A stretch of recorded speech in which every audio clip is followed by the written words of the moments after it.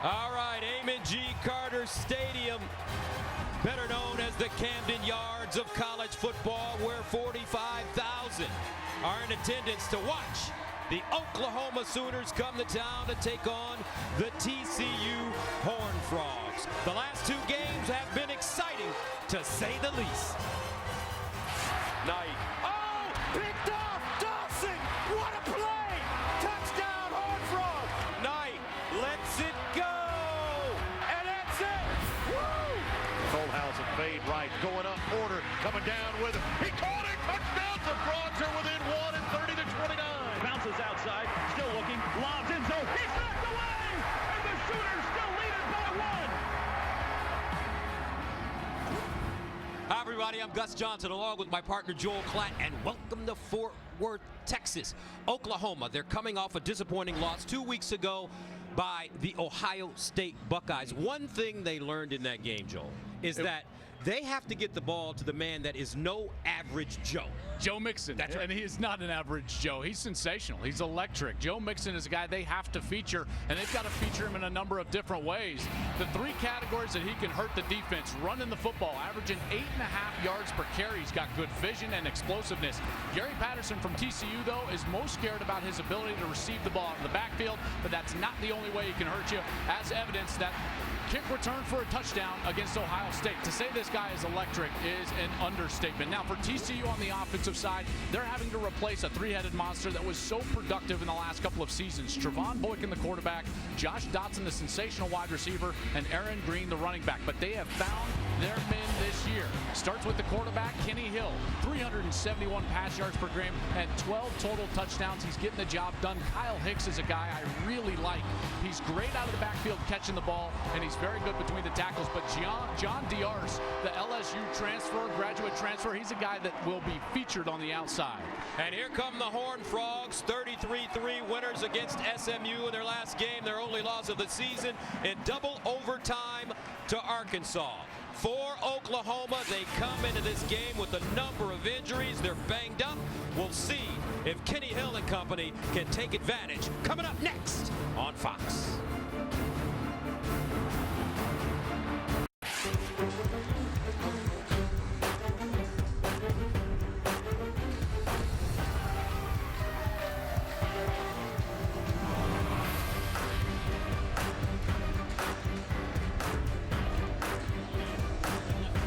And welcome back to Fox College Football, presented by Geico, Amon G. Carter Stadium. We're ready for Oklahoma and TCU, a series that dates back to 1944.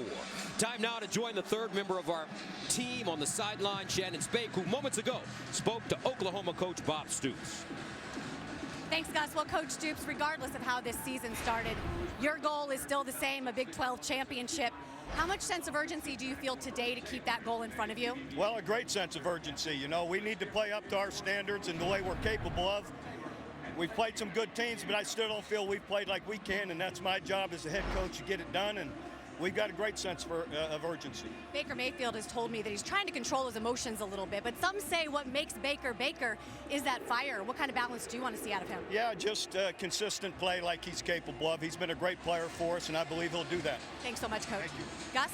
All right, Shannon, thank you very much. Here's Baker Mayfield, and this crowd ready to rock out. 82 degrees at kickoff time. Perfect day for college football here in Fort Worth, Texas. Rain, fortunately for us, Joel, is not in the forecast after Norman and Waco the last 2 weeks. No delays this week.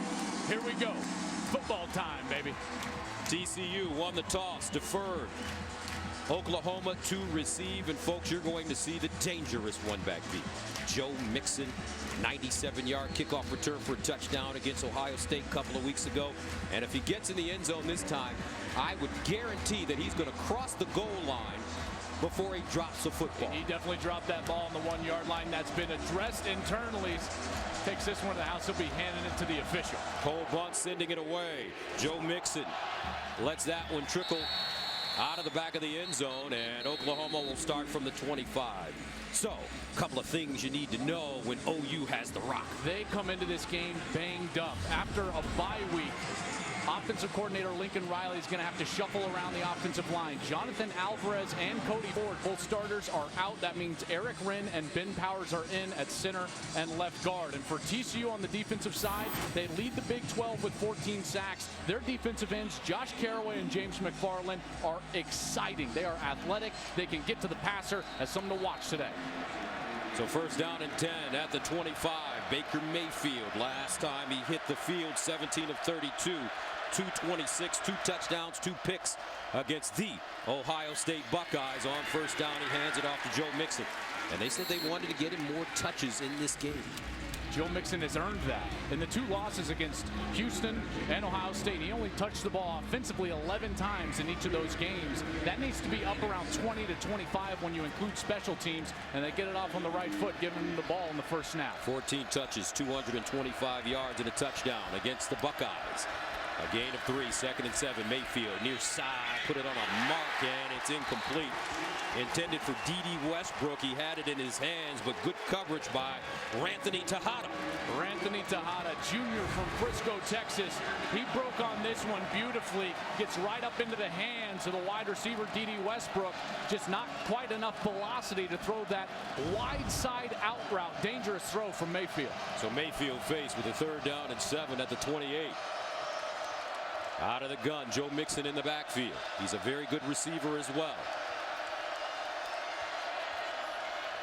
Mayfield in trouble. Mayfield lost the ball. Who's got it?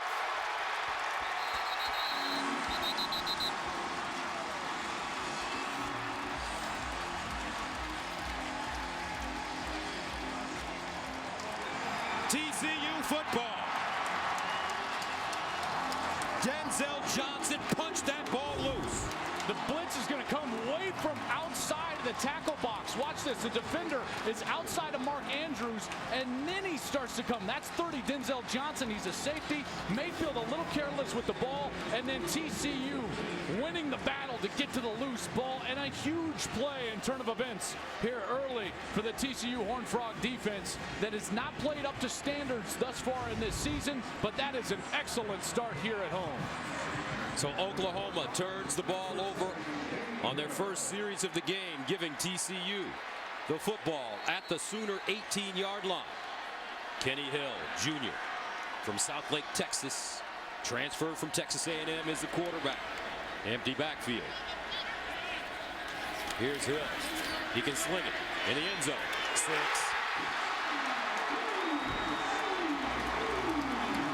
Jalen Austin.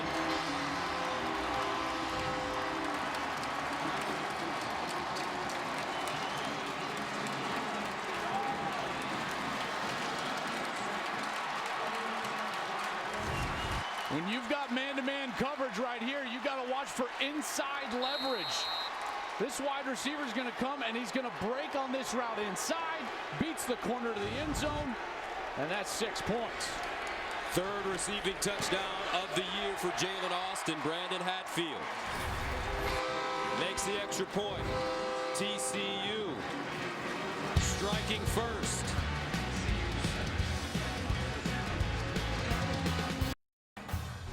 Fox College Football is presented by Geico. 15 minutes could save you 15% or more on car insurance.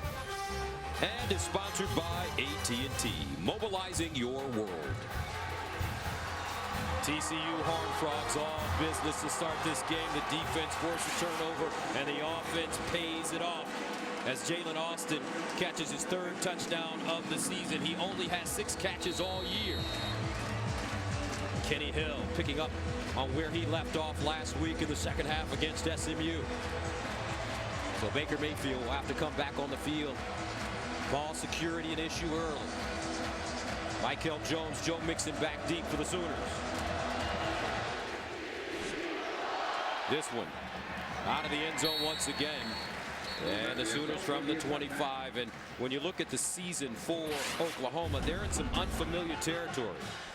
1-2 start to the season. First time since 2005. Of course, that was one of the first disappointing years that Bob Stoops had. 2 non-conference regular season losses by 10+ points. First time since before Bob Stoops arrived in Norman and unranked in the AP poll this week. First time in 26 polls They need some leadership right now, and that's been a void from last year's team. Remember, Sterling Shepard and Eric Stryker, offensively and defensively, no longer there for Bob Stoops, and he's desperate to find one of these OU Sooners that can fill that leadership void. First down, Mayfield spreads out of the pocket, squares his shoulders underneath, and incomplete.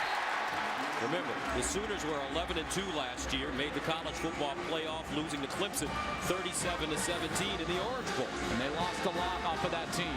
And certainly one of the things that they're missing the most is Mayfield's favorite target from a year ago, Sterling Shepard, who's doing some good things in the NFL right now, but they need that #1 receiving threat on the outside.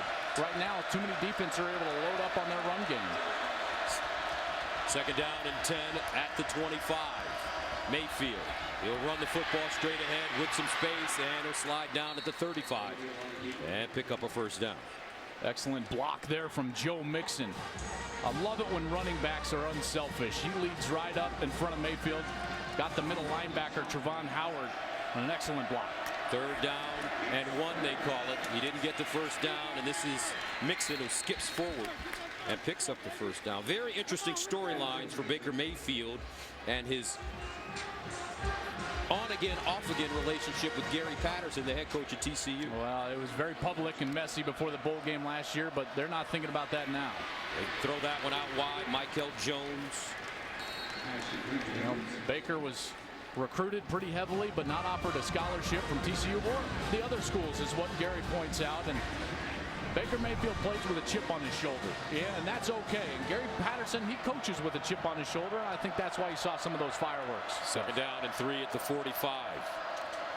Here's a handoff. Mixon.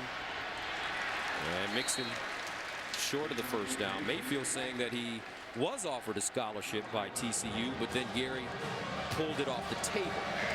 Well, there was some kind of left him in the lurch. Yeah, there was things going on. Casey Paul was a quarterback at the time, and he was going through some rehab issues. And listen, there's all sorts of things, but here's where it's ended up. It's worked out great for both people. Baker Mayfield, last year Heisman contender, and now looking forward to continue this drive here. Third down and 1 at the 47. And the handoff to Mixon. He's chopped down in the backfield by James McFarland before he can get to that first down marker. So that will bring up a 4th down, a decision to be made for the Sooners. And McFarland's so quick around the edge. No one getting there. They tried to pull that left guard out. That's Ben Powers getting his first start. Transferred from Butler Community College, and he was unable to get to the edge and get the very fast James McFarland on the ground. So Austin Seibert will come in to punt it away. He stands at the 32, and Desmond White, who's been in for the injured Cavante Turpin, who misses another game because of a knee injury. High spiraling punt. And that one goes dead inside the 5. Terrific punt by Austin Seibert, 50 yards. But can they deal with this man? Don't call him Trill. Just call him Kenny Hill.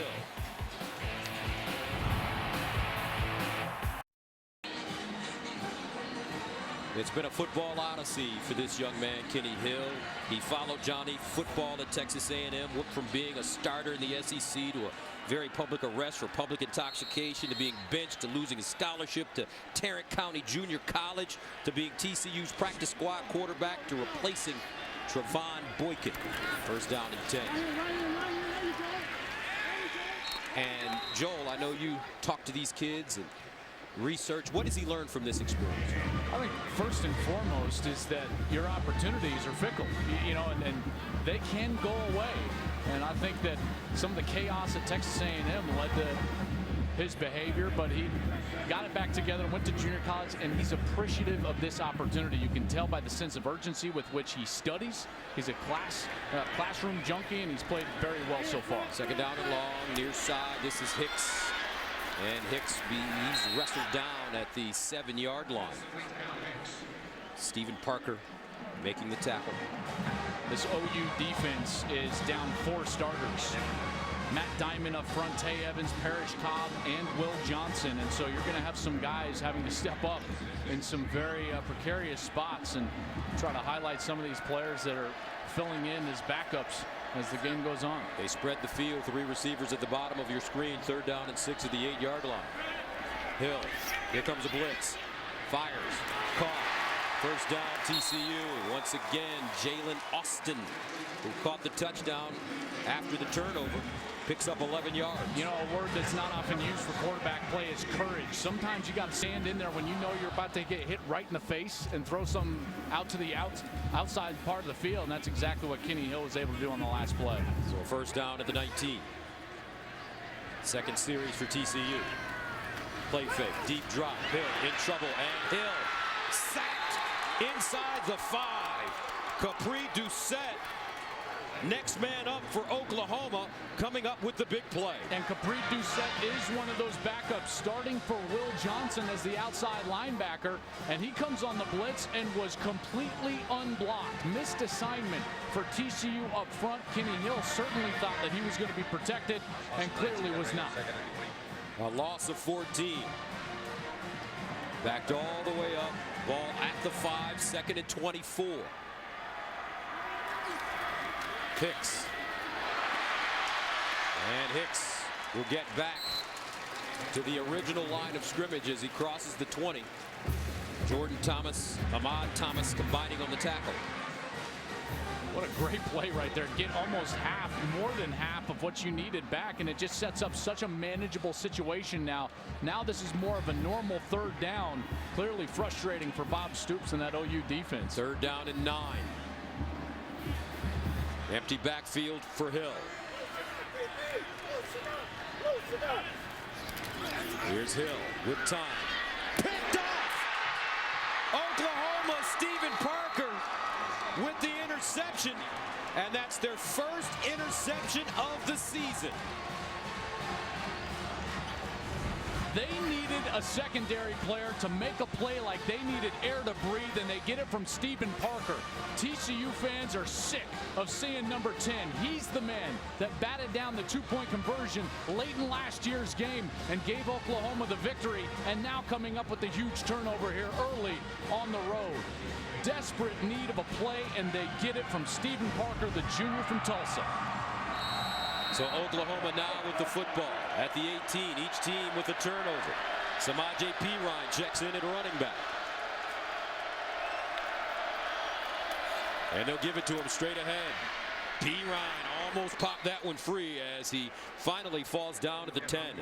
And Perine and Mixon have become kind of a thunder and lightning combination. Samaje Perine so big and physical. Very difficult for secondary players to get him to the ground. A year ago against TCU, Perine, 26 carries, 188, including a 72-yard touchdown. Perine again skips through the hole, runs over one man, and crawls inside the 5. And that's a first down as Nick Orr finally chops him down.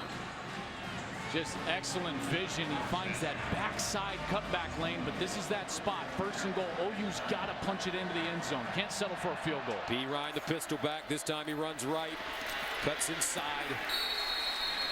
And Perine, not much room on that right side as he gains a yard. Nico Small, Aaron Curry combining on the tackle. James McFarland also in on the play. When you got backups in on offensive line inside the 5, it becomes so difficult to get movement. This is where a split flex tight end like Mark Andrews becomes so dangerous. This is a guy they love to throw the ball to in the end zone. Here he is, top of your screen in the slot. Second down and goal at the 4.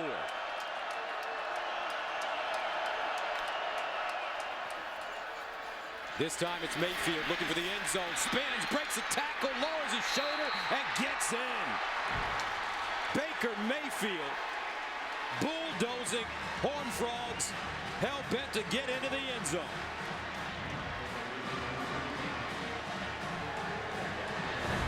What a block he's going to get from Dimitri Flowers. Flowers is right here. He's going to go across, lead for Baker Mayfield, and he's just going to stay on his man the entire time. Mayfield gives him a little extra push at the end to Nico Small, number 2 from TCU. So each team capitalizing off turnovers as Mayfield runs the football in from 4 yards away. Seibert, the extra point is good. 7:39 to play in the first quarter. We're level at 7 here in Fort Worth. The OU defense finally pulling one down, and Mayfield makes the Horned Frogs pay.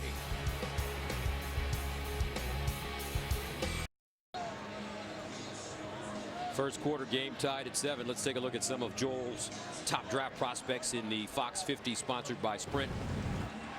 Samaje Perine, number 40. He's a guy that they are all over as far as the NFL scouts. Now, I think Joe Mixon, Charles Walker from Oklahoma, and even John Diar's from TCU. These guys are going to get in the mix as well. But right now, Perine, it's his power, it's his ability to create that has scouts buzzing a little bit right now. Call 1-800-SPRINT-1 or visit sprint.com to switch. Isaiah Graham back deep. Seibert sends it away. This ball from the goal line up to the 20-yard line as Dahu Green comes up with the tackle. Isaiah Graham on the return. This offense gets set to come back on the field. They're going to be facing a defense that is going to have a little confidence for maybe the first time all year. The Sooners were one of only 7 teams in the country without an interception through last week's games. And they had only gotten 2 fumbles. 2 turnovers for a team that normally plays such great defense and is so aggressive. Is just not going to cut it through 3 games. And they needed a play from the secondary. Got it on the last drive from Stephen Parker. First down and 10 at the 20-yard line. Hicks the single setback with Kenny Hill.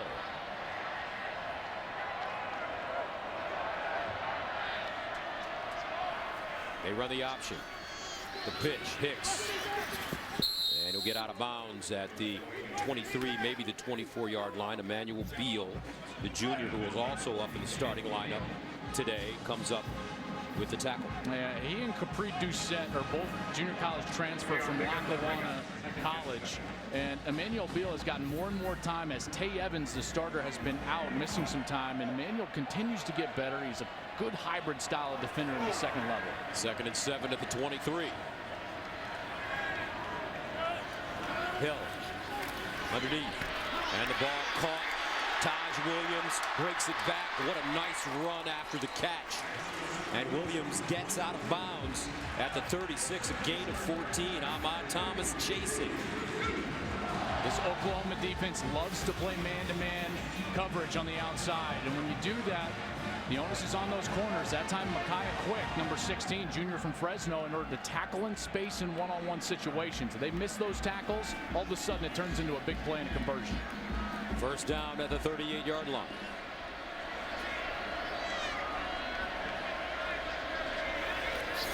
Hicks. Patient, sets up his block and gets to the 45. Khalil Houghton chops him down. You had it perfectly on that call. Great patient run from Hicks. Just allowed his offensive line to work. Oklahoma not set on D. Wide open receiver. Taj Williams makes the catch and goes down at the 15. A 40-yard completion. We've seen this all year from Oklahoma, an inability to adjust. They come out with a bit of a trick formation, some offensive line out wide, lined up as wide receivers, and Kenny Hill makes them pay with Taj Williams down the field. First down at the OU 15. Hill stays on his feet, throws on the move, and incomplete. Inside the 5, Taj Williams had a step. Boy, and if this ball is just a little bit shorter, Taj Williams might be able to stay on his feet, and he winds up in the end zone. That's the importance of ball placement, but they get the completion nonetheless, set themselves up here inside the red area. Second down and 10 at the 15. Williams caught 11 balls for 158 yards against South Dakota State this year. Kenny Hill, quick fire, underneath, caught, first down, Ty Slanina, the junior from East Bernard, Texas. Man-to-man coverage and just way too much space given to the TCU wide receivers right now. Horned Frogs quickly. Hicks turns a corner, sidesteps and gets out of bounds inside the 5. Good play on the edges there. The outside linebacker, Obo Okoronkwo, number 31, as well as on the outside, Micaiah Quick, the corner, forcing that ball out of bounds. Excellent job there from the Sooners defense. Second and goal at the 3-yard line.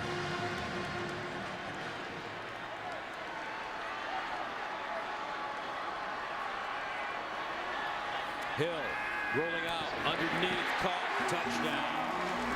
Nicely done, Cole Hunt.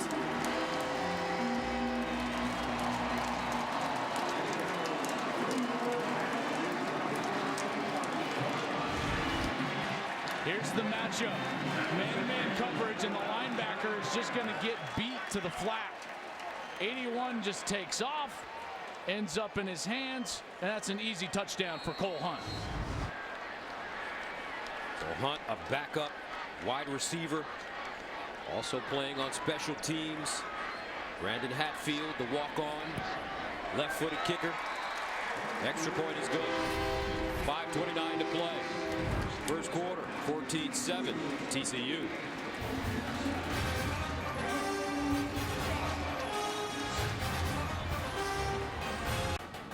Fox College Football is sponsored by Nissan, premier partner of the Heisman Trophy. And by Pacific Life, helping generations of families achieve long-term financial security for over 145 years. Kenny Hill has already thrown to 5 different receivers in the first 9.5 minutes. As you take a look at the scoring drive, 8 plays covering 80 yards. They score quickly, 204. And the thing about Hill, according to the website Pro Football Focus, Hill has been victimized by 17 drops this season.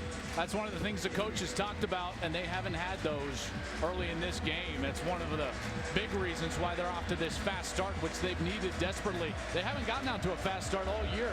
Didn't score against Arkansas. Didn't have a touchdown against SMU last week. Nixon backpedaling, not given an opportunity. And here are the Go RVing sights and sounds from this beautiful TCU campus on the amazing atmosphere here at Amon G. Carter Stadium. Did you know, Joel Clark, that there is a 6-to-1 ratio, a very important stat on this campus? I did not. What is that? 6-to-1, young ladies to young men. Well, they say young ladies are smarter than men. It's a beautiful campus. And that's why if you're a guy, you want to come here. First down and 10 at the 25.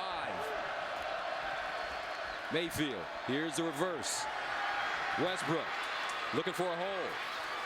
And he gets to the 30. L.J. Collier with the tackle for the Horned Frog. They're going with Joe Mixon, 25, back in the ball game after P. Ryan gave him some positive yardage in the run game on the last series. Second down and 6 at the 29. Joe Mixon in at running back now.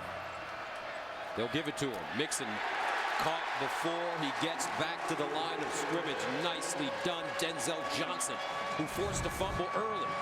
You know, Baker's going to read this out. I want you to watch 36, Dimitri Flax, because he's going to be wide open. If that's a run-pass option, the quarterback's got to pull that ball out and actually throw it over the linebacker's head, because they stopped and were waiting for that run play, giving that pass read to Baker Mayfield. Third down and 9 to the 26.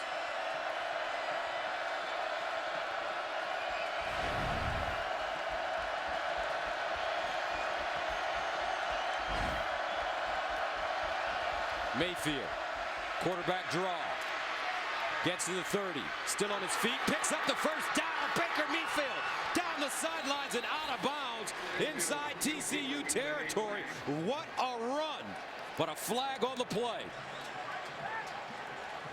You know, that looked like it was maybe holding out there on the outside on the wide receiver, but I think he's going to have the yardage for the first down.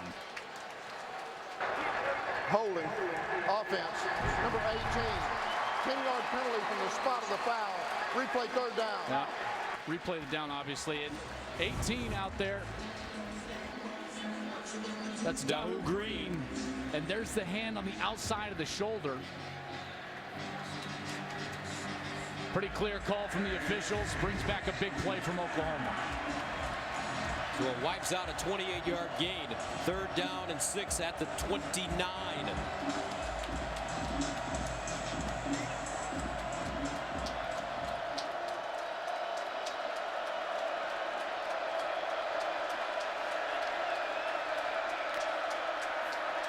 Mayfield looking in trouble.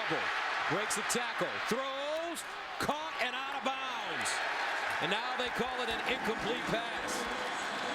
Dahu Green couldn't hold on. The ruling on the field was an incomplete pass. Fourth down. The coverage was excellent down the field. That's why Mayfield had to hold on to that ball. And you can't fault him for throwing that just a little bit inside because he was running for his life back there. He's trying to give Dahu Green the best ball he possibly can. And Dahu Green just unable to bring it down. Excellent coverage there. Jeff Gladney. Yeah. So Seibert, his first punt, 49 yards. Desmond White, the deep man. Seibert booms another kick. White backpedaling, has it at the 22-yard line and goes down immediately. Nice special teams coverage, a 49-yard punt, and a 1-yard return. Coming up next, Arizona State takes on USC at 8:30 Eastern on Fox, or watch live on Fox Sports Go. USC, Texas, LSU, three powerhouse teams that are struggling this season. You can even throw in OU, 1-2 to start. Notre Dame started 1-3. Some real blue bloods that have struggled out of the gate this year. Just goes to show you the amount of parity in college football. You know, everybody's getting large sums of money from the television contracts in their conferences. Everybody's building great facilities and hiring good quality coaches and coaching staffs that can recruit. As evidence, you know, you've got a lot of good teams out there. First down and 10 at the 23. Kenny Hill, 7 for 9, 102, 2 touchdowns and 1 pick. Hill slings it out of the backfield. Darius Anderson. And he's stopped by Ahmad Thomas. Late flag thrown.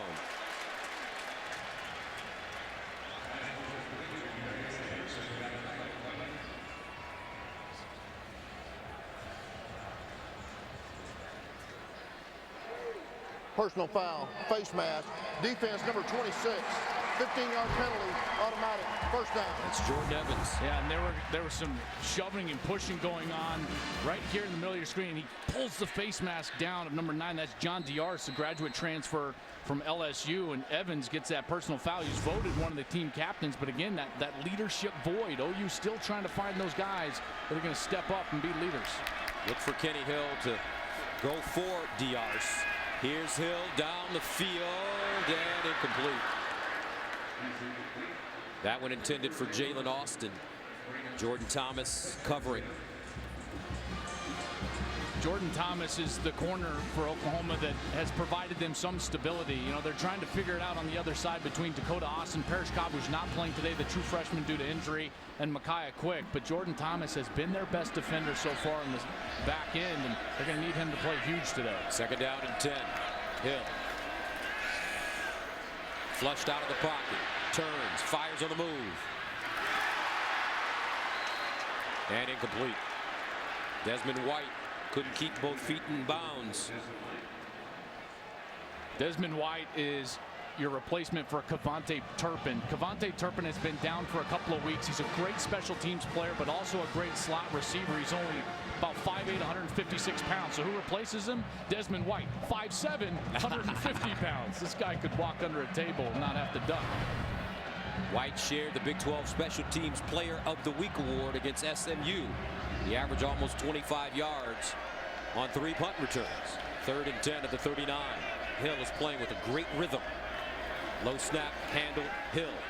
Underneath, caught, Hicks. Breaks 2 tackles, turns it back at the 40, 30, 20, 10, 5, touchdown Horned Frogs.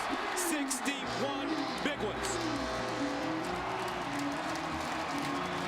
I tell you what, they may have to dust off that Trill nickname again here in Fort Worth. Give the ball to playmakers in space, and good things will happen. 4 missed tackles from Oklahoma on this. Just an easy little over route from the running back spot. There's 1, 2, 3 Sooners that have a chance. And then at the tail end of this play, Hicks with a great cutback right here. A missed tackle, and then he cuts back, gets in the end zone. Hill with his 3rd touchdown pass in the first quarter. Hatfield in for the extra point. And it's good. You can see the preparation for Kenny Hill. He knows where his guys are at all times. And right now, the Horned Frogs taking the big lead. You're looking at a well-prepared quarterback. Kenny Hill, like I said, he's a gym rat. He loves to learn the nuances of this system. And Sonny Cumbie, the offensive coordinator and quarterback coach, co-offensive coordinator and quarterback coach, said he's a very different style of player than Trevon Boykin was. Boykin was so athletic and so good that he only needed to go through about 1 or 2 reads in his progression before he could just go out and make a play with his feet. Kenny Hill, though, he utilizes the entirety of the offense. All 5 wide receivers have a chance to get the ball. That's why the backs have become such a bigger threat offensively. Kyle Hicks showed you on the last play why it's so dangerous. Kyle Bunce has done a nice job not allowing Joe Mixon to get his hands on the football on kickoffs. So Baker Mayfield now down 2 touchdowns. Coming back on the field, 2:42 to go in the first quarter. This turning out to be a classic Big 12 type game. A lot of points.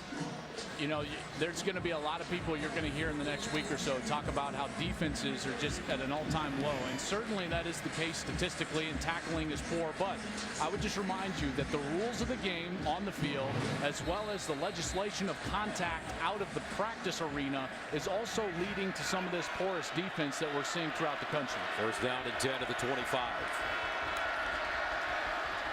P-Ryan.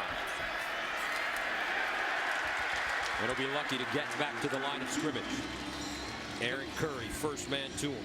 Senior from Keller, Texas. Along those lines, as you're talking about Curry on the defensive line, the quality defenses in the country right now, what do? They play great at the line of scrimmage. Defensive line play is at an all-time high as far as importance goes, because you've got to control the tempo of the game, and right now TCU's been able to do that. Second down and 10 to the 25. P. Ryan again with a lot of running room. P. Ryan picking him up and putting him down, and he goes down at the TCU 45. Nico Small with the tackle after a 30-yard pickup. Well, what a great run, a great concept. They pull a couple of offensive linemen, kind of trap the defensive linemen. P. Ryan with great vision, and now they won the battle on the last play, move them off the defensive line, and get a big hole for their very good back, Samaje P. Ryan. First and 10 at the 46. P. Ryan again. And P. Ryan gets to the 44, maybe the 43. Ty Summers with the tackle. The TCU defense ranked 44th in the nation in rushing defense, giving up 130 yards a game. I think even more importantly, though, second in the Big 12, 30th in the country, giving up under 4 yards per carry. Second down and 8. Play fake, near side. Westbrook with a block. Westbrook turns it on. Westbrook down inside the TCU 20-yard line. Nice burst of speed for a gain of 27. Just an excellent block. First, on the edge right there by Dimitri Flowers. Getting in front of Anthony Tejada, number 11 in the corner. That's what opens up that space for D.D. Westbrook.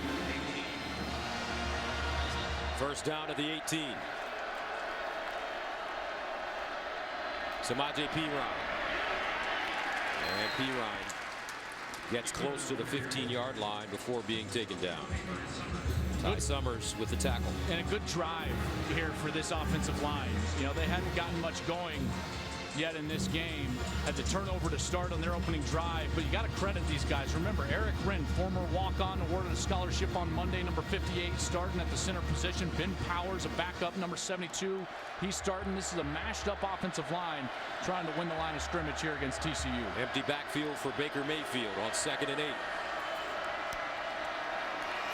Mayfield looks far side, delivers, and they'll get inside the 10. Nick Basquin with the reception. So Baker Mayfield, here's a man that started his career at Texas Tech, transferred, came to Oklahoma last year, 4th in the Heisman voting, Offensive Player of the Year. And right now he's trying to lead the Sooners down the field. That's the end of the first quarter. High-scoring affair. TCU, OU.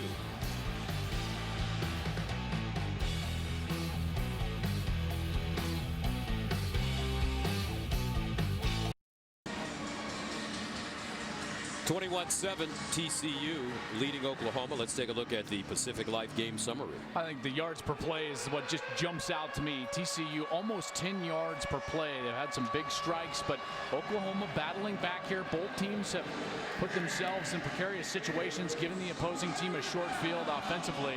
But now on a long drive, so vital that Oklahoma can get this into the end zone. This third down, most important play of this game so far. Sooners need a yard. They're 1 for 4 on third down conversions here in the first half. Perine and Mixon line up with Baker Mayfield in the backfield. Perine, no, Mayfield pulls it, looks, touchdown as he skips in.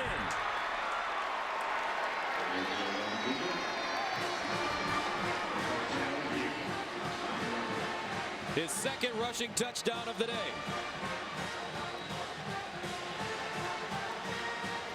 This is a great read from Baker Mayfield. He's going to put his eyes all over the safety. And as soon as that safety crashes down to the line of scrimmage, he's gone. Mixon with a great block, and Mayfield with his second touchdown of the day. Seibert in to attempt the extra point. And it's good. 14:54 to go in the second quarter. 21-14. Nice response from OU. And I love what they did offensively there by getting both of those good backs in the backfield. It forced them to have to honor that fake as we take a look at some of those early game headlines. Baylor was in just a shootout in Ames, Iowa, winning on a last-second field goal, 45-42. Oklahoma State. We saw them a week ago. Partner, I thought offensively they kind of came of age in that game. Unable to get some points late in the red zone, but they got them today against Texas, 49-31, and Ohio State. We saw them 2 weeks ago. Be hard-pressed to find a better team in the country. I think Alabama is obviously very good, but Ohio State and that young team for Urban Meyer with Joe Thomas Barrett. 21 of 29. This guy is the ultimate point guard. It's a dangerous team. As Oklahoma found out a couple of weeks ago. Baker Mayfield leading the way for OU as he scores his second touchdown of the first half. Seibert ready to kick it off. Isaiah Graham, the deep man, and this one out of the end zone. So Kenny Hill has been sensational early on. His progressions are open for him. He reads through them. He's playing with the defense with his eyes, and then he's getting his playmakers the ball in space. He puts it right on their frame. He gives it to them in an opportunity to run. You know, yards after the catch, they happen because of two things: timing and ball placement. And Kenny Hill has been excellent with both of those so far today. You've been harping on that ball placement all season. Well, it's important for yards after the catch, in particular when you're going to throw the ball between the hash marks or between the numbers. You got to frame them up and give your wide receivers or backs the opportunity to run after the catch. Plus, you allow them to protect themselves with their arms around their ribcage. First down option. Hill keeps it, breaks the tackle, reverses his field, and finally goes down in the backfield. Nicely done, Jordan Evans with pursuit. You know, watching film of this OU defense in the last two series, and I know TCU has moved the ball up and down the field a little bit, but they're playing with more energy than I've seen them play all year. They've made some mistakes in one-on-one situations, but the pursuit is better than I've seen thus far in this season. A loss of 7. Second down and 17. Hill up the sideline and broken up. Great defense for OU.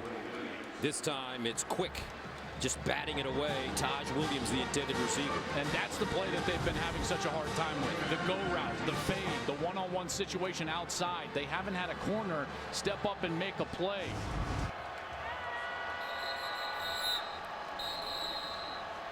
And a timeout called by OU. 14:10 to go, second quarter. Oklahoma Back to Fort Worth right after this. First time out of the half. Media timeout. 21-14 TCU. As the Horned Frogs are faced with a third down and 17 at the 18-yard line. It's a great opportunity for Oklahoma's defense. Get a stop, get their ball back to their offense.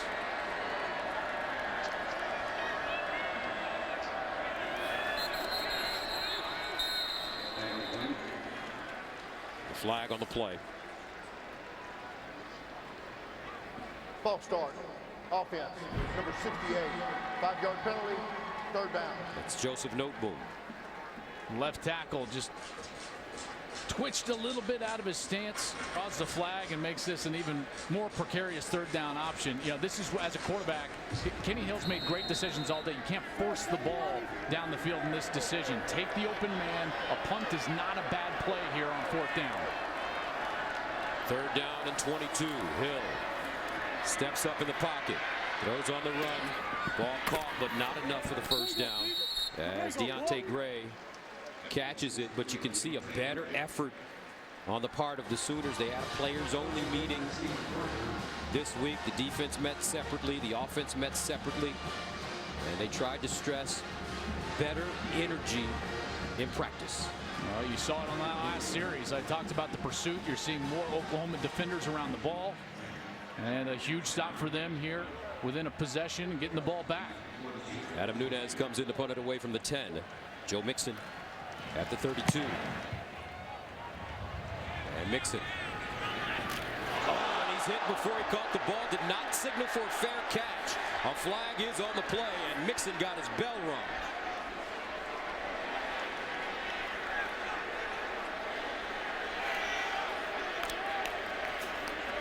Paul Whitmell, backup linebacker, playing special teams. He may have gotten there early. He absolutely got there early. The ball hit him on the back. And this may be targeting. Kick catch interference with targeting. Kicking team number 44. That 15-yard penalty, that plays under further review. This is absolutely the correct call. And this is the style of hit that we do need out of the game. I have been on record for being fairly outspoken against the ejection for the targeting foul, but Gus, I believe that there's two very different types of targeting. Targeting that is somewhat incidental, and then this where it looks like there is more intent with the targeting, and this should absolutely be upheld in my estimation. We now join our rules analyst, Mike Pereira. Mike. Couldn't agree with you more, Joel. You've got a crown of the helmet. By the way, they've redefined crown of the helmet as anything over the upper part of the face mask. And remember, Mike DeFee said two things here. It had interference with the opportunity with targeting. After further review, the ruling on the field is confirmed. Number 44 has disqualified himself. So Paul Whitmell ejected from the game.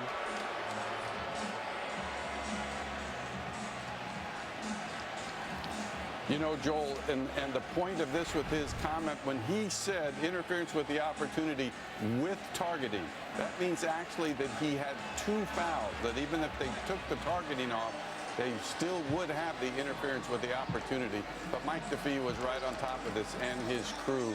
Can't lead with the crown of your helmet against the receiver of a kick.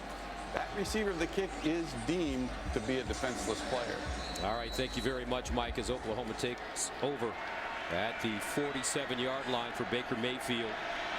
Down by 7. Samaje Perine in the backfield.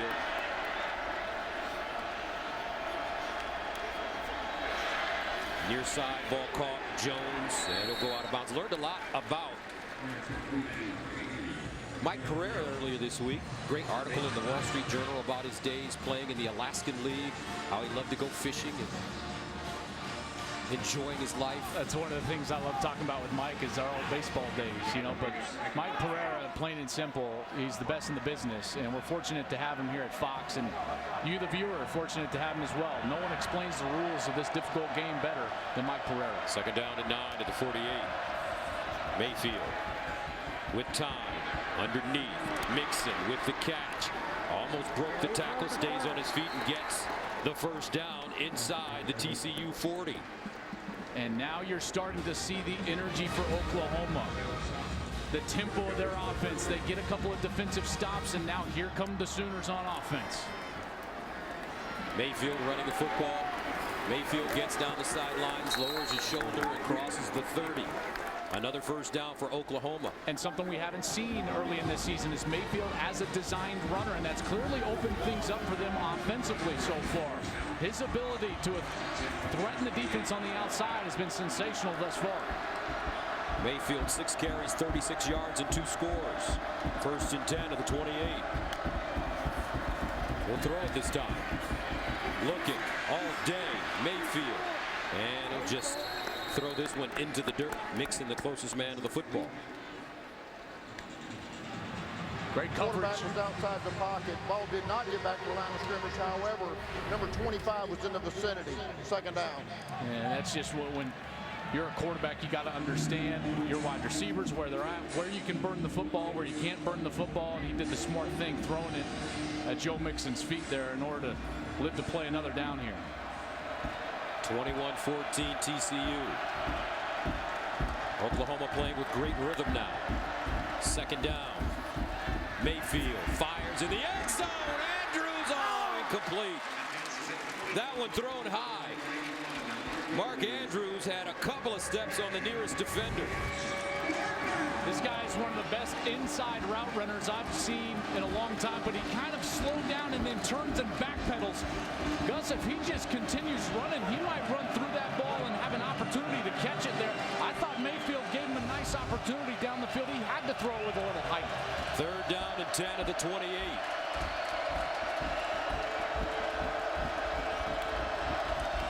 Mayfield to Pirine. Pirine with space, turns the corner, breaks it inside, still on the move, Samaje Pirine. First down OU on 3rd and 10. He gets 16. This is a complete break of tendencies. They do not run the football on 3rd down, and they do here for a big conversion. Quick strike as they get to the line of scrimmage. Jordan Smallwood. Oklahoma likes to play fast. They do, and this is the area of the field where they've really exploited TCU with Mayfield as a runner. 4-yard gain. Pirine straight ahead. Samaje Pirine turning.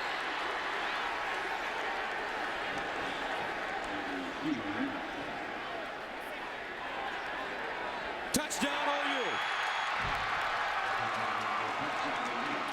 Pirine gets in.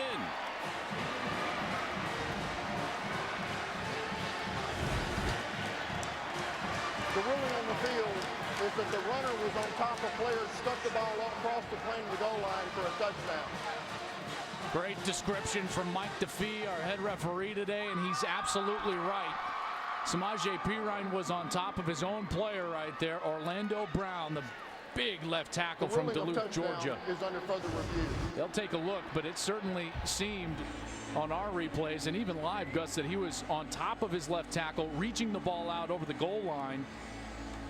I like the patience that the official showed in making that call.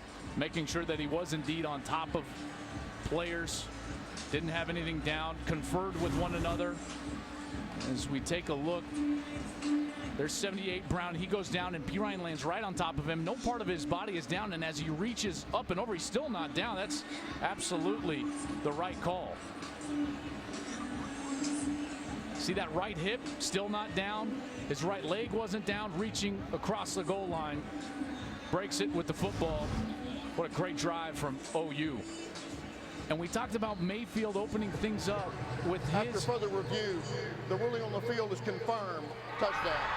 Mayfield's ability to run the ball in those situations, well, guess what happens? The inside run game starts to open up because Gary Patterson and that defense have to be worried about Mayfield on the outside, and you see Pirine go in from about 8 yards. Third rushing touchdown of the season.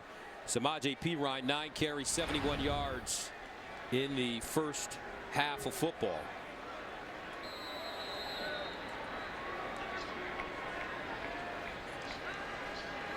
Austin Seibert, extra point, good.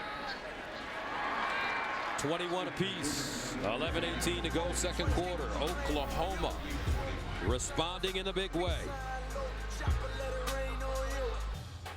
Fox College Football presented by Geico is sponsored by Verizon. Welcome to Verizon LTE Advanced, the next gen network. Please set the game clock to 11. Samaje Perine with his 3rd rushing touchdown of the season. He knocks the game up 21 apiece here in the second quarter. And since going up 21-7, TCU has given up a touchdown, went backwards on its own drive, picked up a personal foul on the punt, and gave up another touchdown. OU has gone 75 and 53 yards for touchdowns in the last 2 possessions. Isaiah Graham, the deep man. Almost feels like tennis, Gus. Breaking serve. You know, you can break it one time and get right back in the game. Now 21 all. Only 1 loss on the season for these Horned Frogs. That's coming in double overtime to Arkansas. And this one bobbled by Isaiah Graham, and he will not return it. Let's go downstairs to Shannon Spake.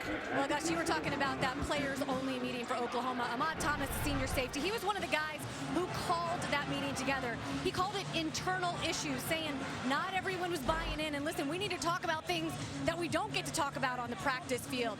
Dedication, motivation from within. I will tell you this, however, one guy that has bought in is that guy right there, Joe Mixon. Every time he comes onto the sideline, he has energy. He is getting these guys fired up. Joel, you talking about leadership on this team, he has his name at the top of the list. They need it. They need it desperately. After a start at 1-2, you're down 21-7. There's only so much the coaches can do at that point. You need players to step up and lead your team back, and they've done that so far. First down, though, for Kenny Hill and the Horned Frogs at the 25. Hill, the thrower, under pressure, steps up, down the field, and incomplete. Intended for Deontay Gray. That one thrown a little short. Jordan Thomas covering for OU. And that's the most difficult play for a defensive back, is when that ball is thrown a little short. Because you're going to see he's got to turn to his left and then adjust to the ball back to his left-hand side. And Jordan Thomas is able to do it. And you're starting to see the confidence grow with this Sooner secondary. Oklahoma's defense playing with alacrity here in the second quarter. 2nd and 10 at the 25. Showing blitz. Here they come. Hill decides to run it, gets outside, stays on his feet and tiptoes out of bounds at the 37. First down, TCU. Great formation. You've only got 3 Sooners basically on that side of the field, and you've got 3 blockers with the guard, tackle, and the back in the backfield, number 81, Cole Hunt. That's just ratio football at its finest from coordinator Doug Meacham and Sonny Cumbie. 13-yard gain, 1st and 10 at the 38.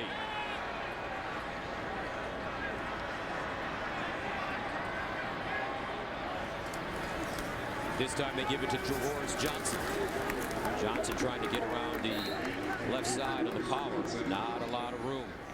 That's because big number 92, Matt Romar, the redshirt junior, was there. And Matt Romar's a guy they were really excited to get back. He's been struggling with injuries, did not play against Ohio State. He really helps their depth on the inside to try to keep them fresh at that defensive tackle spot. And at 304 pounds, he's certainly a force. 2nd and 9.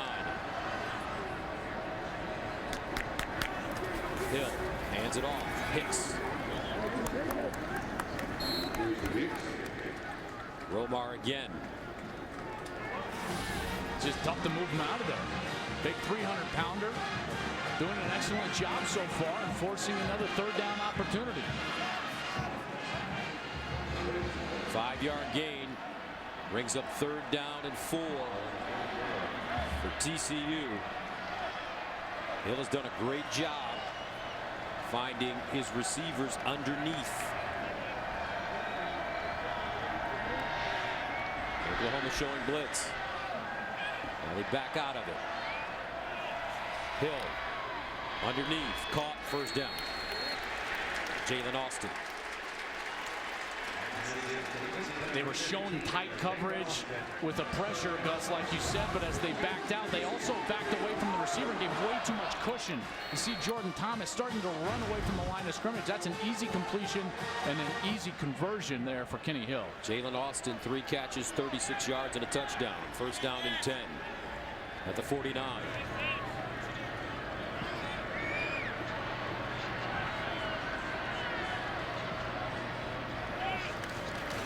Here's a handoff to Hicks.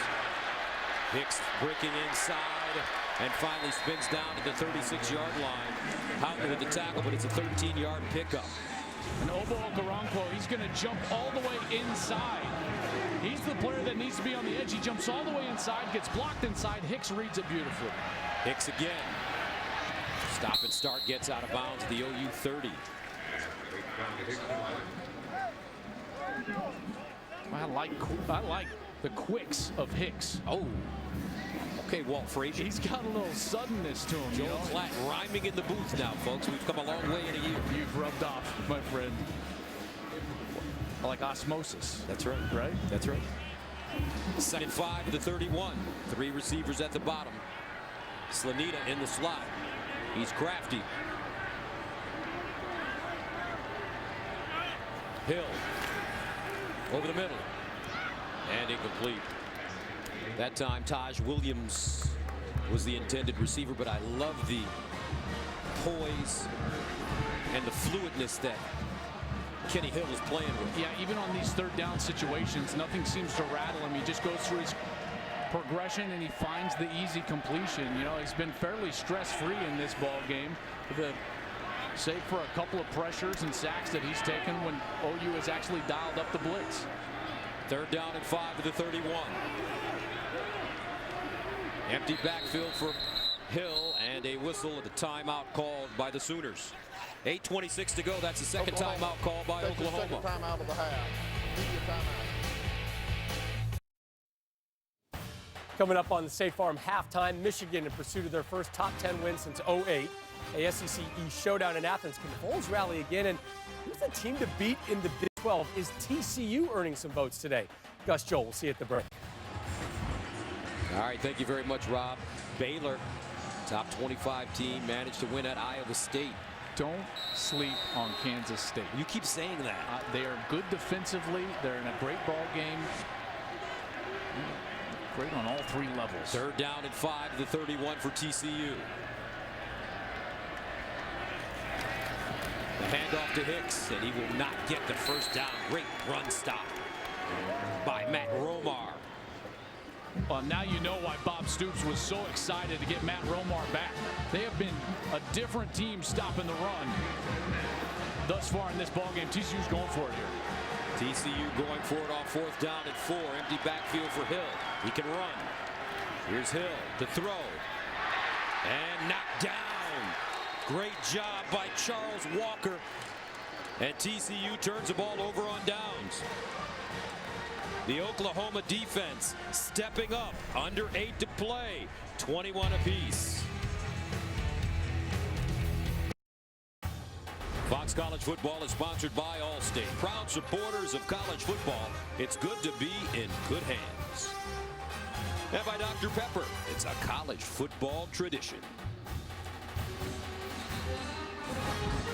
21-21 as we take a look at the KFC stat comparison. Well, both quarterbacks I felt like have really found a rhythm. Kenny Hill more so through the air than with his feet, but Baker Mayfield, he's been terrific through the air at times, but it's been his rushing ability. Those 2 touchdowns that really jump-started this offense. 1st down and 10 at the 30-yard line for OU. Joe Mixon in the backfield. They give it to him.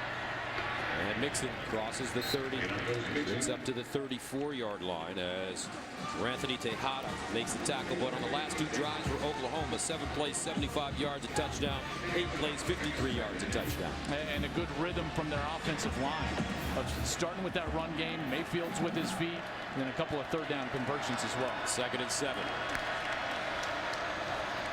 Mixon pitches it back. Mayfield wide open. Westbrook, and Mayfield puts it on him. 67 yards. Touchdown, OU.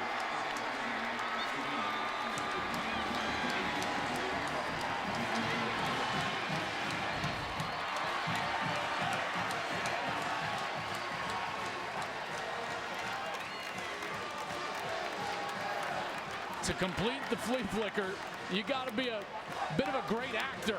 And Dede Westbrook did a great job of selling his block on the safety before he slipped by and downfield for a wide open touchdown. Austin Seibert. Extra point is good. The flea flicker. D.D. Westbrook sold it, and it pays off.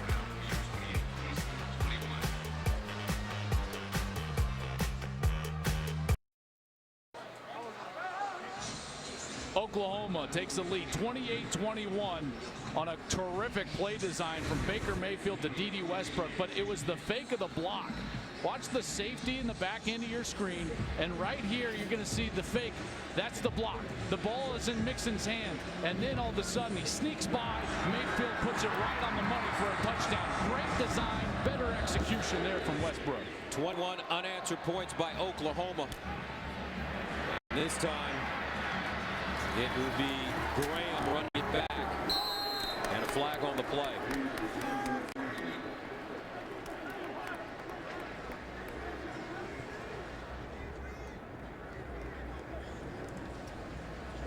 During the return, holding, return team number 81, 10-yard penalty, half the distance to the goal, first down. All right, let's go to Greg Wolf for a game break in Los Angeles. Number 8, Wisconsin, 2 for 2 already against the top 10 this season. At number 4, Michigan, Alex Hornibrook to Dare Ogunbowale tied it at 7. It's now in the fourth quarter. Michigan has missed 3 field goals in this one. Gus, Joel, back to you. All right, Michigan, Wisconsin really going at it in Ann Arbor. Defensive battle there, 2 of the best in the country. 28-21 OU. 21 unanswered points. They found their mojo, especially defensively. Kyle Hicks steps over one defender and plows his way forward to the 15. Big series here for TCU. You got to stop this momentum. These runs, it's almost like basketball moment. You have 21-0 run here for Oklahoma, and Gary Patterson needs a series from his offense where he gets at least a couple of first downs to rest his defense and hopefully some points on the board. 2nd and 3 at the 16.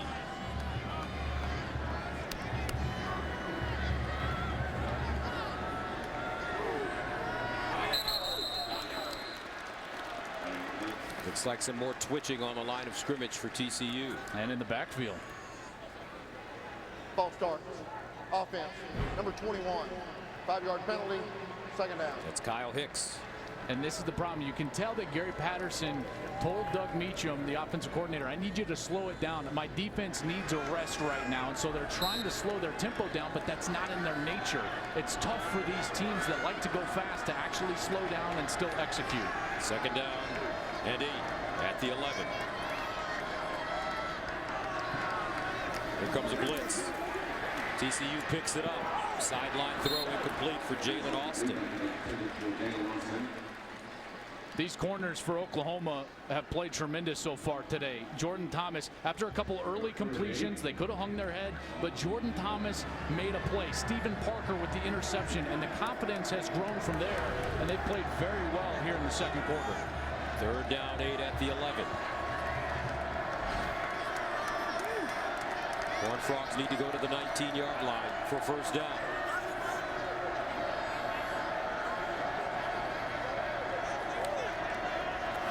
Hill underneath, caught, and not enough for the first down as Desmond White makes the catch, and TCU will punt it away.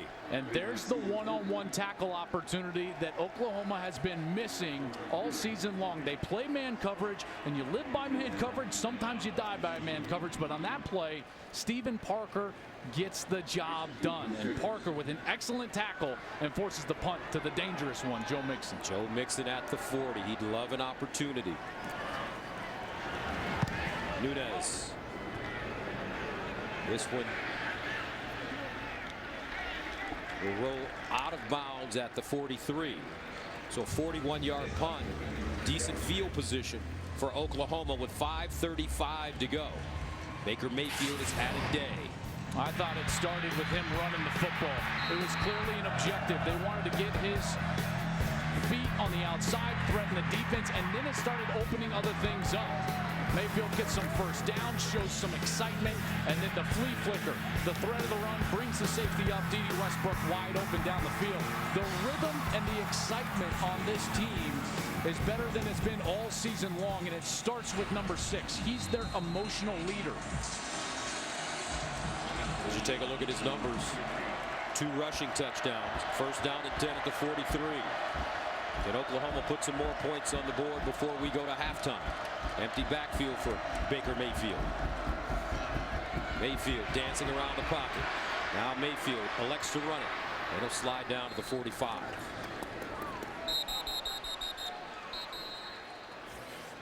And a flag on the play.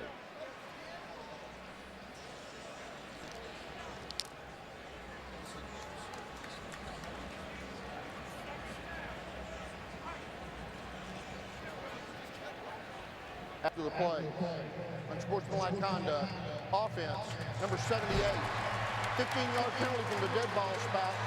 The down counts, second down. So Orlando Brown, number 78, here he is right in your screen, and he's going to shove Curry to the ground. This is not the penalty right here. It's outside of that, you're going to see him shove him a second time, actually. Once Curry's on the ground, he shoves him again, and that's when the flag came out. A little extra juice there from Orlando Brown. Richard, sophomore from Duluth, Georgia. 2nd and 25 at the 28.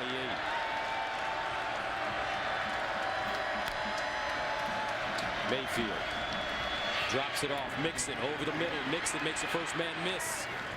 And Joe Mixon gets up to the 35. Almost broke that one. Chris Bradley chops him down.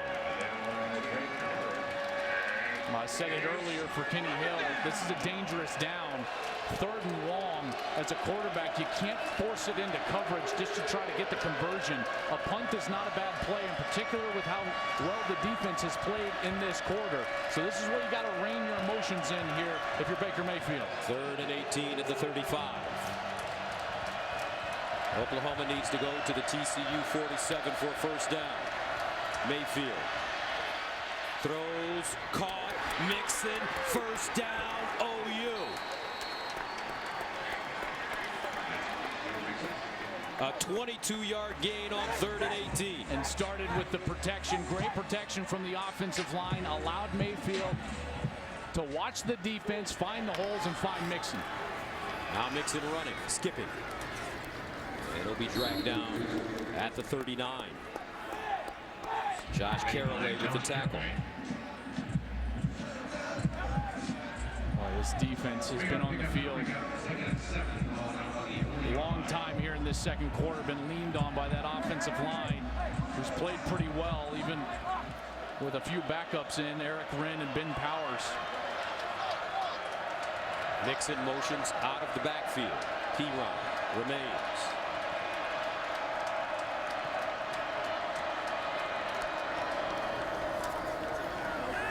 Mayfield fires over the middle. Caught. Westbrook again. Touchdown. Baker Mayfield put the biscuit in the basket, and he's having a heck of a first half.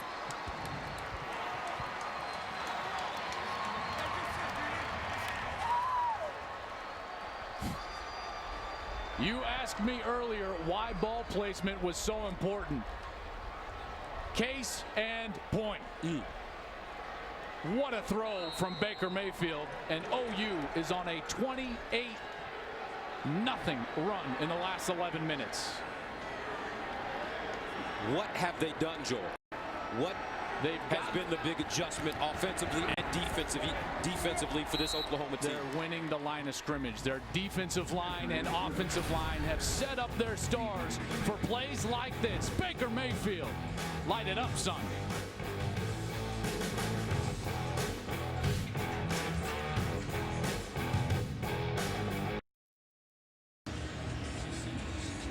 Baker Mayfield, 2 passing touchdowns, 2 rushing touchdowns, and we still have 3:30 to go in the first half. This is what I think a lot of Oklahoma fans thought they were going to see from the get-go in this season, and that was just some sensational play. Not only the big 3rd down conversion, remember, on 3rd and 18, but also the touchdown. Just fantastic throws from Mayfield. Isaiah Graham will take a knee. And let's go back and check in with Greg Wolf. All right, we go to Athens, number 11, Tennessee at number 25, Georgia. Georgia led 17-0 at one point. Joshua Dobbs to Alvin Kamara. Tennessee already with 3 double-digit comebacks this year. Cut that Georgia lead to 24-21 fourth quarter. Tennessee with a huge win last week against Florida. And it looked like they finally came of age. And, you know, obviously they're going to have to run the gauntlet there in the SEC. But a 35-3 run in that game in the second half. Dobbs with 4 touchdown passes in the second half. Looks like they turned the corner. You know, we've been waiting for a long time. I don't think they've lost a game in like 320 days. So they certainly have arrived. Oklahoma turning the corner this quarter as Hill drops it off. And it's Gray as he gets out of bounds. Oklahoma with 203 yards and 28 points in the second quarter. TCU with 61 yards, no points in the second quarter. Wow, this defense, they found their rhythm. You know, that interception did wonders for the confidence of this defense from Stephen Parker. Got them playing with some energy. Then they got some stops at the corner position. Jordan Thomas, Micaiah Quick batted some balls down. And then all of a sudden the front 7 started playing with energy and enthusiasm and running the football. Second down and 5 at the 30-yard line. And Hill batted down. Big number 97, Charles Walker, got 2 hands on the football. This is the difficulty when the offensive line's going to block as if it's a run play, and then the quarterback pulls the ball out and wants to throw the pass. Sometimes there's unblocked players at the line of scrimmage because of the nature of that zone scheme in the running game. Charles Walker, it's exactly what you should do. Get your hands up, bat the ball down. Third down and 5 at the 30.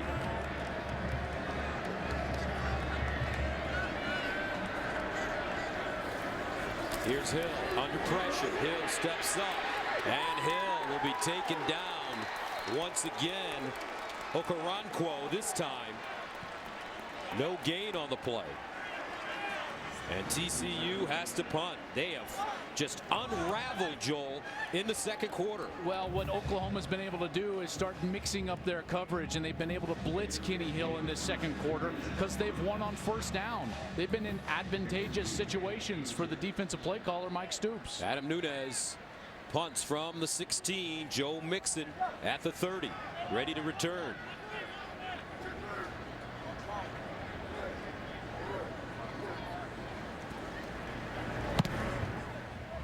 Mixon backpedaling.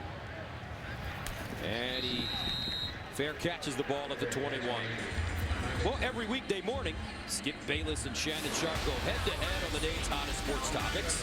Undisputed with Skip and Shannon weekdays at 9:30 a.m. Eastern, 6:30 a.m. Pacific, only on FS1. You've been in there sparring with those guys, Joe. How do you do? Well, you better be ready. Because one thing I've realized very quickly, Skip is going to disagree with me just about everything that I say. So, got to be like an 8 Mile. You have to beat him to the punch. You have to know what he's going to say, and you agree with him. His head would explode. I don't think he could handle that. First down and 10 at the 22. Mayfield handing it off to Pirine. And Samaje Pirine, who's had a great first half running the football. Stopped by Ty Summers.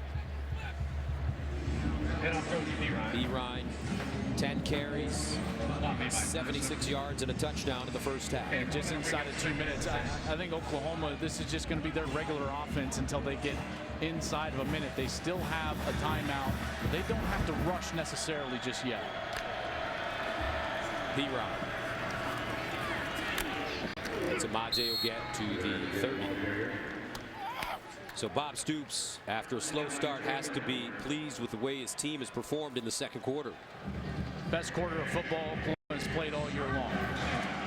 All due respect to Louisiana Monroe, it's ULM. You know, Oklahoma did what they needed to do in the first half of this game, but against a quality opponent on the road, this is the Sooners team that we were all expecting at the beginning of this season. Third down and 2. Mayfield in no rush now. 5 on the play clock. Pirine looking for the first down. He has it and more as he crashes forward up to the 42-yard line. Nico Small throws himself under the chariot. So J.P. closing in on 100 yards. He picked up 12 there. Now Mayfield, he'll take a shot. And he lost it. Fumble. TCU has it at the 35. Galliai with the recovery. Tipa Galliai. Second sack fumble of the day. Absolutely the last thing that Oklahoma could afford in that situation. They get a few yards from Pirine, and so they want to go kick quick to see if they can get some points. And then the offensive line just gets beat. Mayfield was sandwiched, loses the ball. Galliai recovers, and TCU is in business on the 35-yard line. Boy, oh, and that right leg was pinned under for Baker Mayfield. Joseph Broadnex, Josh Caraway combining on the tackle. Now Oklahoma gives TCU a great opportunity. Horned Frogs with all 3 of their timeouts remaining. Down 35-21. Kenny Hill will let it fly. Here's Hill under pressure. Lets it go down the field. Incomplete. Taj Williams was open. They were just able to disrupt the timing a little bit because he had him. There was a little hand fighting going down there, but Taj Williams just out of his reach. If Kenny Hill can set his feet there and he's not moving around the pocket, I think that's a touchdown. 2nd and 10 at the 35. 29 seconds remaining.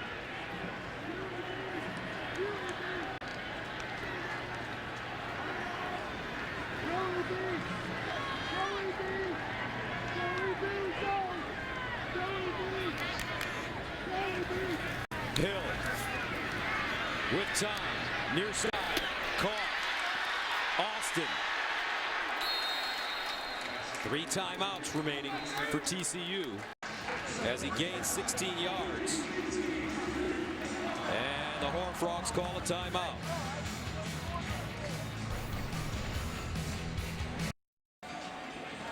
And don't forget, the State Farm Halftime Show is coming up with highlights analysis of this game and lots more. Baker Mayfield limping into the locker room. Oklahoma getting a little greedy on that last series. Yeah, they did. You know, they looked like they wanted to run the clock out, but then Pirine pops a little bit of a run. They sets them up with good field position before they give the ball right back to Kenny Hill in this TCU offense. Let's see if the Horned Frogs can make the Sooners pay. 1st and 10 at the 19. He drops it off. Oh, that ball knocked down. Great hands again. This time it's Austin Roberts who's starting for Matt Diamond. Diamond out with an injury. Another one of these transfers for Oklahoma. Transferred to OU after playing his sophomore season at Northeastern Oklahoma.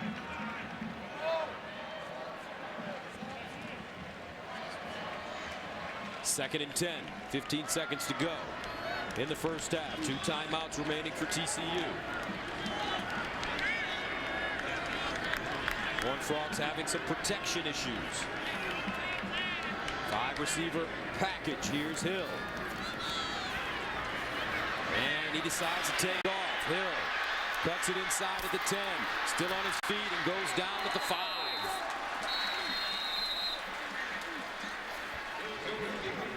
Boy, that's twice TCU had the ability to get out of bounds and wasn't able to do so. First it was on the outside, but then Kenny Hill. Second time out of the half. Patterson had to race down and call his timeout. With 5 seconds to go. As he takes off right here, this is a situation where the first down's important, but the time is more important. If he takes off right here and gets out of bounds, they have an opportunity to throw it into the end zone one more time before kicking a field goal. But by taking that 1 or 2 seconds off the clock, now it's down to 5 seconds. You're going to have to send your field goal unit out here. And remember, TCU, a couple of walk-ons as kickers. And this is one thing that Gary Patterson has lamented is the kicking game for TCU has not been as strong as it has been in years past. Jonathan Song, their regular place kicker, is dealing with a toe injury, so you have 2 walk-ons, Brandon Hatfield and Ryan Graff. Hatfield on the season is 3 for 3 with a long of 37. He's been handling all the PATs today, and he trots on the field, a junior from Chico Hills, California.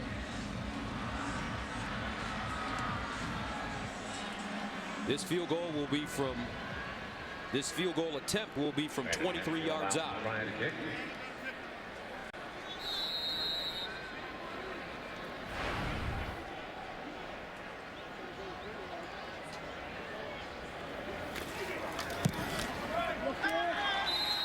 And it's good.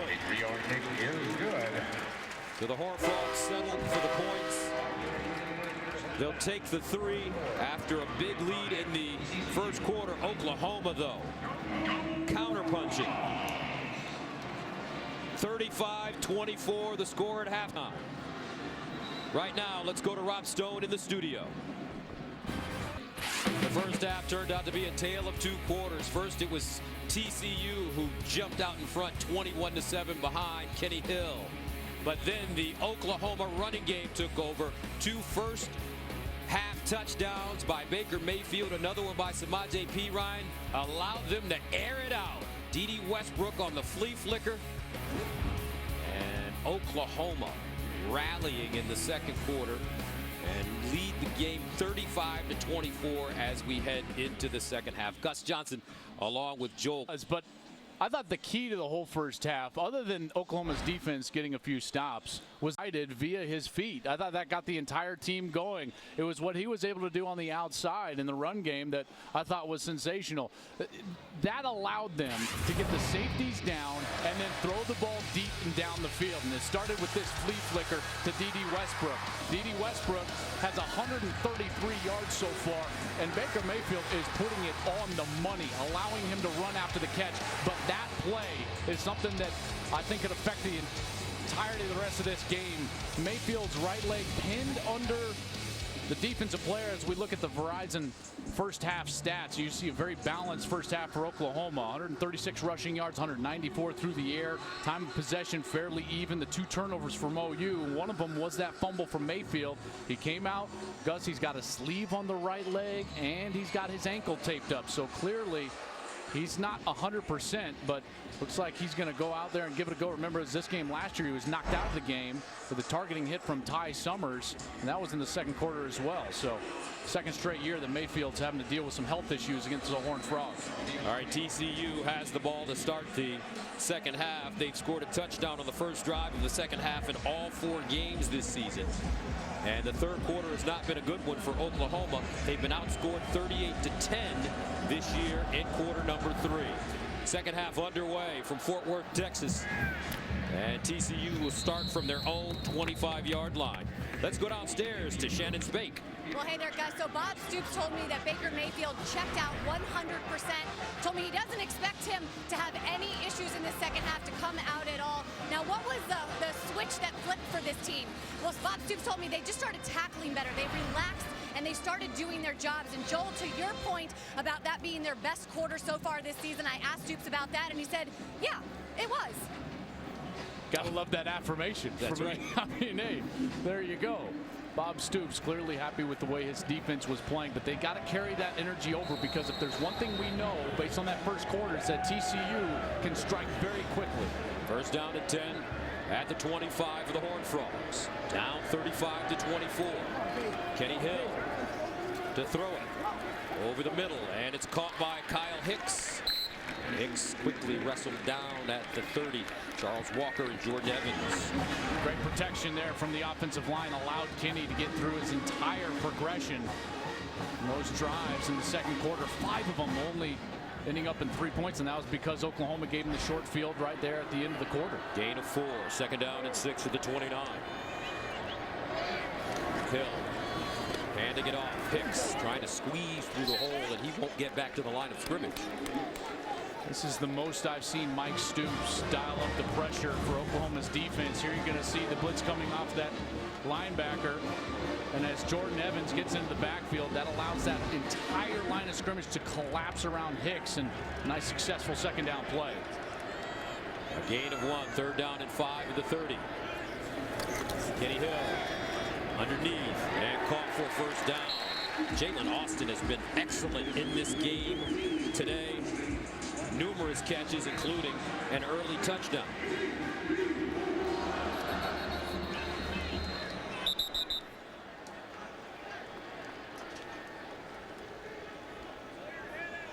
False start. Offense, number 2. All players were not set prior to the snap. 5-yard penalty, first down. That's Taj Williams, the wide receiver. Yeah, that's on the quarterback. It's not on Taj Williams. I know he drives, but the quarterback has to understand when all of his players are set before he calls for the snap. So first down and 15 at the 36. Opening series of the second half for the Horned Frogs. Hicks over the middle. And incomplete. Wow. Diar's first ball thrown to him. The LSU transfer, and that one in and out of his hands. And he had a big week last week. He did, and he got hit hard. Victim of one of those targeting instances I was talking about earlier, but he came back 5 catches, over 125 yards after that hit, and it looked like he was going to turn into a #1 wide receiver for them, but today he just has not gotten his footing. Second and 15 at the 36. Hill under pressure, and he's sacked again. They're roughing him up now. Matt Romar, second sack of the day for OU. And it was Emmanuel Beal who's going to come around from his linebacker spot, and he's the one that's going to force Hill to move off of his spot, and then that pressure comes, and Okonkwo is able to get in there as well. He's their best pass rusher as an outside linebacker, and Mike Stoops done a great job dialing up the blitzes to affect the timing of Kenny Hill. A loss of 6, third down and 21 at the 30. Here's Hill. Stepping up, delivers, incomplete. Diar's closest man to the football, and TCU will punt it away.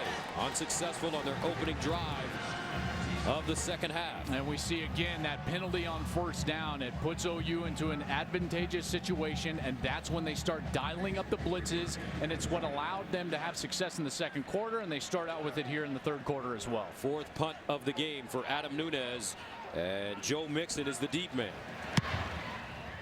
High wobbly kick. Mixon with the fair catch at the 33.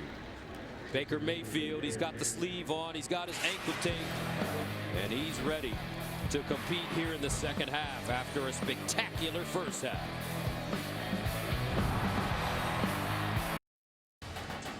Fox College Football is sponsored by Cadillac. By Progressive, handing off big savings to you. And by Bud Light. Raise one to right now. 35-24, OU on top of TCU here in the third quarter as Baker Mayfield comes back into the game in the first half. He was 10 of 15, 194 yards, 2 touchdowns. He also rushed the ball well, 8 carries, 60 yards, 2 rushing touchdowns. First down and 10 at the 33. Mixon gets outside, changes hands, down the sideline. He's got a burst. Joe Mixon heading to the end zone. Down inside the 5.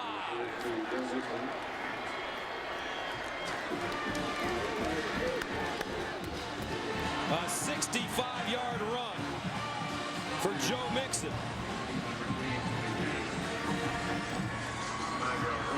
Tony Jones with the saving tackle. First down. Pirine lowers his head. Make that Mixon. And Mixon gets in. Joe Mixon, he got the extra 2 that he needed. I love it. The coaching staff said, hey, you got us down here.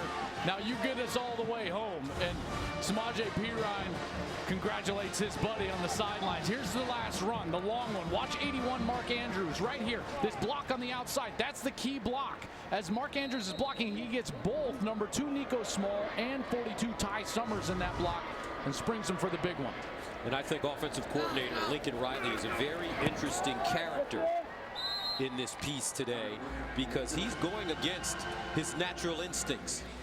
They are leaning on the run, and when they do so, they are virtually unbeatable. Up 42-24 here.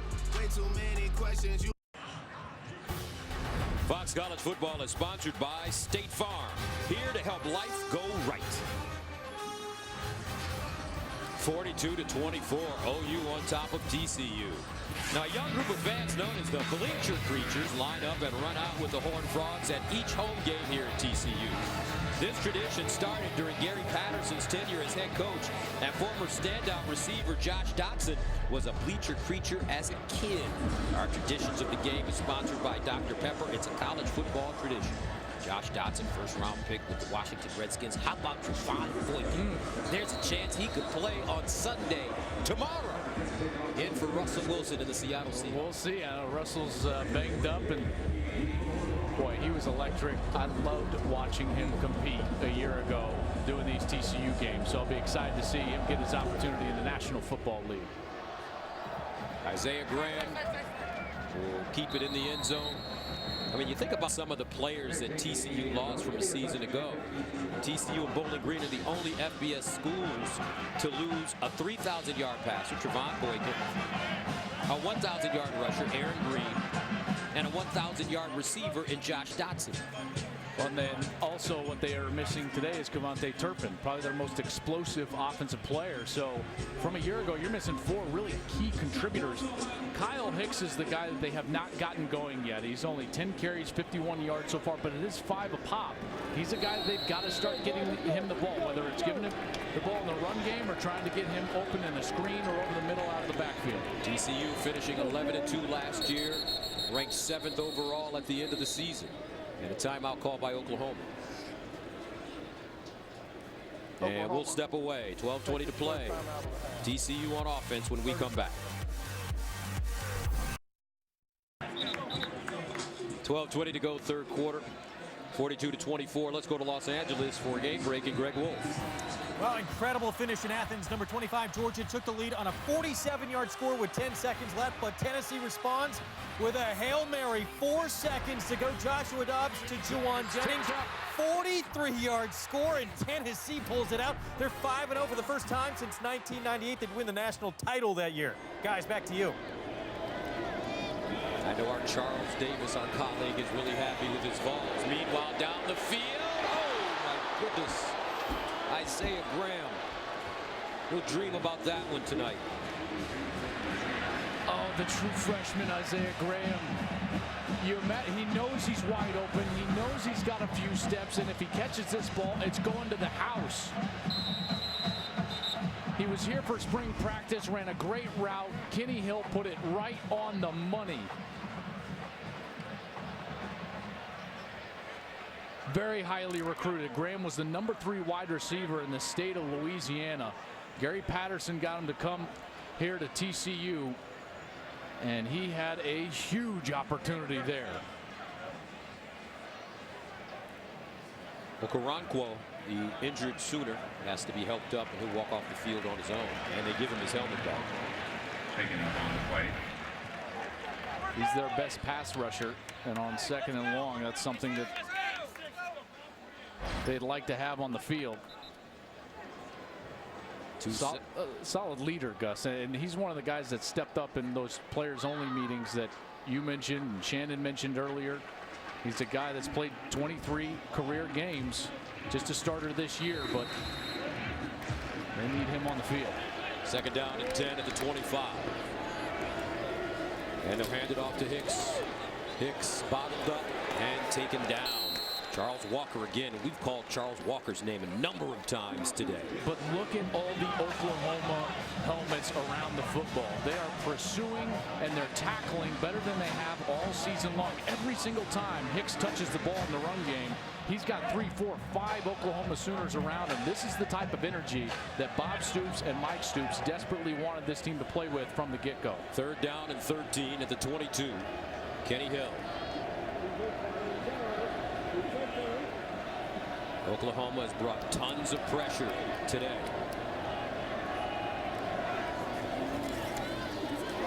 Hill, far side, and incomplete. Intended for Deontay Gray. Right now, TCU sputtering on offense. Cannot get anything going on 1st down. At least some pressure from Oklahoma. They get another blitz. Hill doesn't quite have time to set his feet. And Oklahoma with another stop. This defense has been tremendous ever since the start of the 2nd quarter. Nunez will punt it from inside his own 10. Mixon, the deep man at the 35.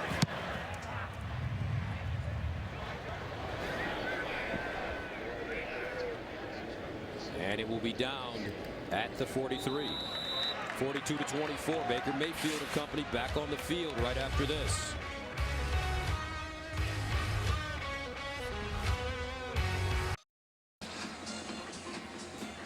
Let's take a look at the Pacific Life game summary. Oklahoma just racking up the yards. Well, it started with their run game, and Mayfield really is the one that got that going. 223 total yards, 4 touchdowns, 6 plays of 20-plus yards. They've been explosive. They've done a great job. Their offensive line has given Mayfield time, and the rhythm that they have established has been as good as at any point in this season. First down and 10. And Mayfield tucks it, runs it himself. And he'll get out of bounds. Oklahoma with touchdowns on 5 of its last 6 possessions. And Mayfield gets on the outside, shows us exactly what Shannon told us, which was that he looks healthy. No hitch in his giddy up on that run. Second down and 2 at midfield.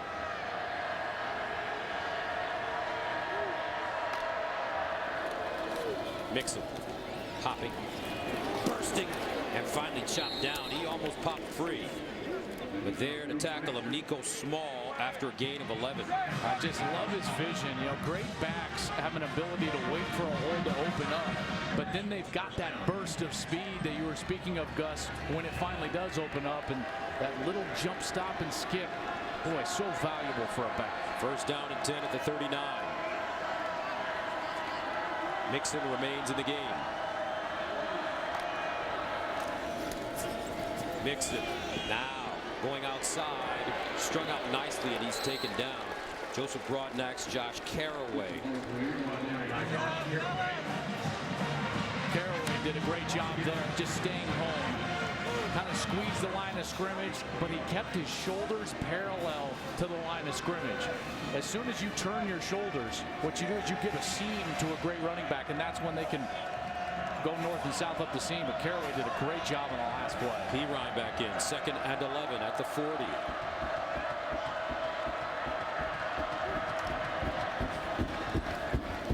Here's the option. Pirine downhill running, and Samaje Pirine out of bounds at the 35. But we were talking about Lincoln Riley, and Riley was asked how he felt about the 1-2 start. He said, we're angry about it, and that's not even the word I'd like to use. But we're not discouraged. We turn on the film, and we see lots of things within our control, and we can do better. They're doing better running the football today. They absolutely are. And he said that there was some hope in the fact that even against good teams like Houston and Ohio State, they still put up yards and points. So they knew just a little bit better execution was going to lead to an explosion, and that's exactly what we've seen since the start of the second quarter. 3rd and 5 at the 34.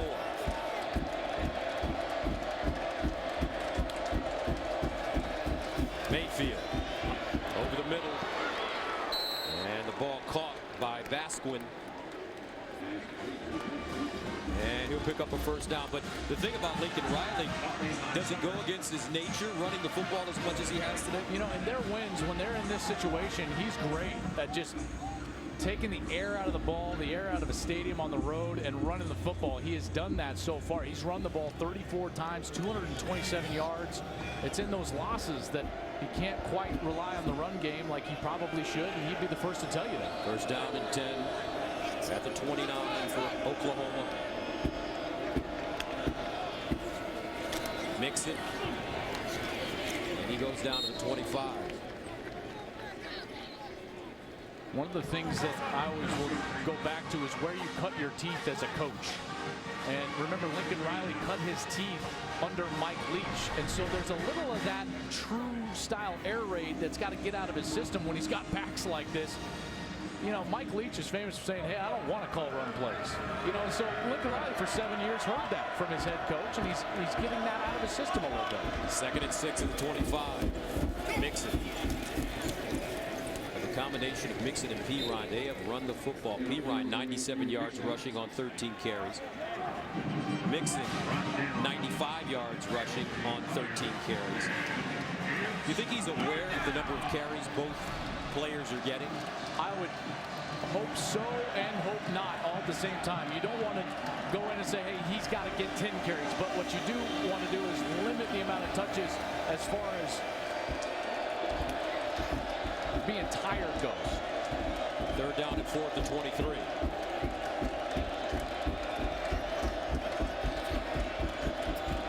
Mixon switches sides. Mayfield to the sideline. Caught. And out of bounds. Mark Andrews with the first down. But how is decided which ball carrier gets the ball? The way it seems like to me is that they've got a package where Mixon and Pirine are in the game together. But then, other than that, it just goes by series. You know, or when a guy gets tired, another one will come in. But it's been clear that early in the Ohio State game, it was Pirine that was the starter. Today, it was Mixon. Mixon has been more the featured guy. Pirine more the change of pace. And that seems to be a clear directive from this coaching staff from the get-go here today. 1st and 10 at the 18. Mayfield keeps it. Mayfield ducks inside and a flag on the play. As Baker Mayfield gets to the 15. Traven Howard with the stop. They're going to get a hold on Orlando Brown here as he was working against Josh Caraway. Holding. Offense. Number 78. 10-yard penalty from a previous spot. Replay first down. There's big 78. Got the jersey, the outside, and as Mayfield takes off outside, the hard part for Orlando Brown is that run is designed to go in between the tackles. And so when it starts to bounce outside, he gets caught. He thinks Mayfield's going to be on his right. All of a sudden, he's on his left, and he's got that left hand gripped onto Caraway's jersey. That's an easy call for the officials. 1st down and 20 at the 27.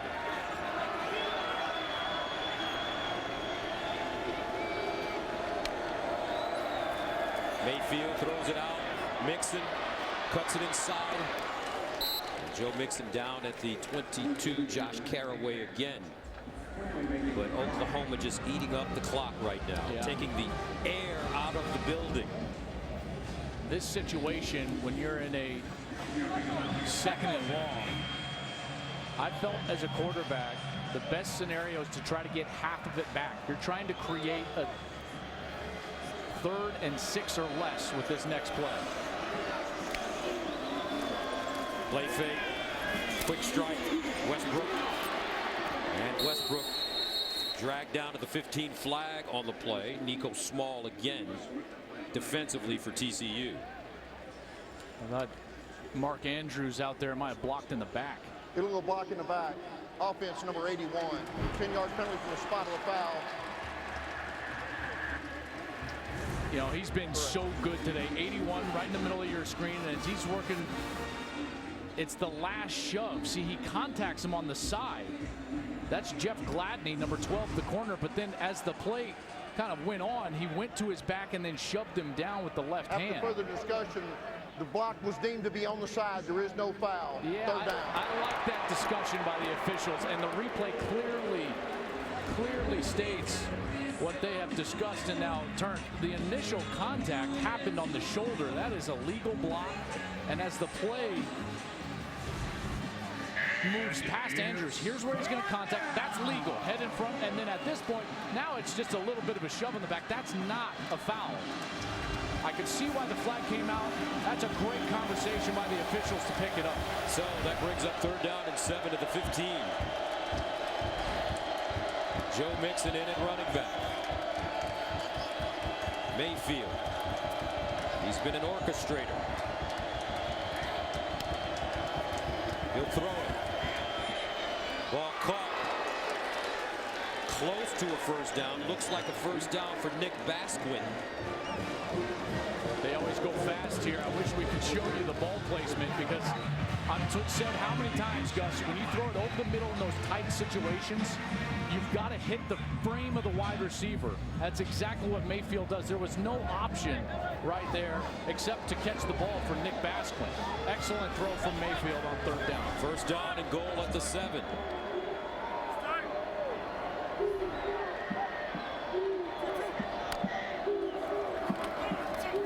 Mayfield. Incomplete. Flag on the play. Andrews, the intended receiver. This will go against TCU. Denzel Johnson was on coverage, the safety. Pass interference. Defense, number 18. Foul occurred in the end zone. By rule, ball will be placed at the 2-yard line. First down. Mark Andrews, what a courageous young man, diagnosed with type 1 diabetes at the age of 9. His blood levels are checked 2 or 3 times during practice and each quarter during the games. There you see Johnson. They called it on 18, but just because he was in the vicinity late. That was Denzel Johnson, who was deemed to be on the back, holding, interfering there on the backside of Mark Andrews as Mayfield threw another brilliant pass. That was right on the money. First down and goal at the 2. Mixon. And Mixon will not get in. The problem with dancing around like that, like Mixon just did, is that on the goal line, your whole offense has to understand that there will be unblocked players. The math states, because the safeties are so low, that you cannot block everybody in the run front. And that's the problem. Once you dance and go sideways, you're inviting those unblocked players to the area, and then you've got to block them yourself. Be your own blocker. Mixon's unable to get in the end zone. So Samaje Perine, who's been on the sideline for quite a while, should be refreshed. Returns. Perine. Touchdown. Second rushing touchdown of the day for Samaje Perine. And Oklahoma really dominating TCU on their home field, 48-24. Well, how do you handle unblocked players? You bring in the hammer, Samaje Perine. BYOB. Be your own blocker. The big fella gets into the end zone. Samaje Perine now with 98 yards rushing on 14 carries. Mixon with 96 yards rushing on 14 carries. 5 rushing touchdowns today for the Sooners. They're just making sure here, confirming this touchdown. And somewhere, Billy Sims, Marcus Dupree, Joe Washington, Adrian Peterson are saying that's the way we should play all the time. Those guys were pretty good, Joe. They were better than good. You sold them short a little there with good. This rushing game today, they've been great, dominating on the ground.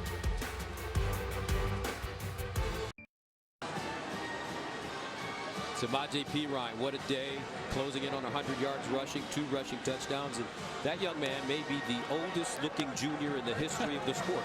Well, he's been around for a long time, and this guy, you know, I remember he burst on the scene with that record-setting day against Kansas a few years ago, and if things continue to go like this and he gains yards like we think he can, he's going to end up, Gus, as the all-time leading rusher at the University of Oklahoma. That's something right there. Replacing Billy Sims. And this is Isaiah Graham. Let's go to Greg Wolf for game break. Well, back to that top 10 battle of the Big House. Late fourth quarter, Wisconsin trailing 14-7. Alex Hornibrook on 4th and 10. Unbelievable pick by Jordan Lewis. One of 3 picks thrown by Hornibrook. This would essentially ice it. Wolverines survive. They move to 5-0. Gus, Joel, back to you. I'm speechless. I'm speechless at that play. Did that just happen? Oh my goodness. Jordan Lewis, one of the best defensive backs in the country. That's why their secondary is so good, along with Jabril Peppers. Boy, that defense of Michigan. First down and 10 for TCU at their own 23. And Hill throwing the ball. Desmond White. What do the Horned Frogs need to do, Joel, to find some kind of rhythm on offense? Well, first they've got to have success on first down. You know, being behind, I would say behind the chains like this, 2nd and 8, Gus. This is not advantageous. This is when Mike Stoops has been dialing up the pressure and they've been disrupting Kenny Hill. They've got to have more success on first down. Here comes the pressure. Hill pulls it down, looking for the first down. And he'll get close as Okoronkwo comes up with the tackle. Don't forget, coming up, Arizona State, USC. Great improv there from Kenny Hill. He knew he couldn't complete that pass.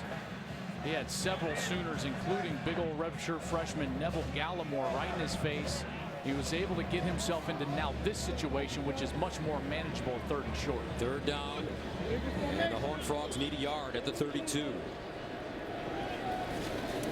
They run the double reverse. Gray. It goes nowhere. I tell you what, Okonkwo with the tackle, but you have to give a lot of credit to Mike Stoops for getting this defense teed up.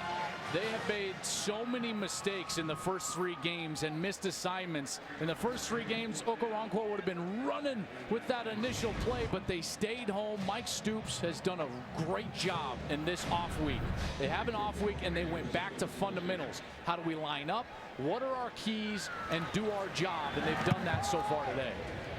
Nunez angles this one toward the far side. Mixon with the fair catch at the 35. Now don't forget, folks, next Saturday college football doesn't get any bigger than the Red River Showdown, a rivalry that spans generations. Baker Mayfield and the Sooners take on Deontay Foreman and the Texas Longhorns. Coverage begins at 11 Eastern on FS1, and it's all streaming live on Fox Sports Go. Well, and we'll see how the rest of this ball game goes, but there are going to be 2 very different teams as far as the feelings from this week entering that showdown in the Cotton Bowl, the old Cotton Bowl. Texas, another very disappointing showing today earlier at Oklahoma State, giving up 49 points. That defense, we all certainly thought they would be better with Charlie Strong there by this point, but they sure haven't shown it.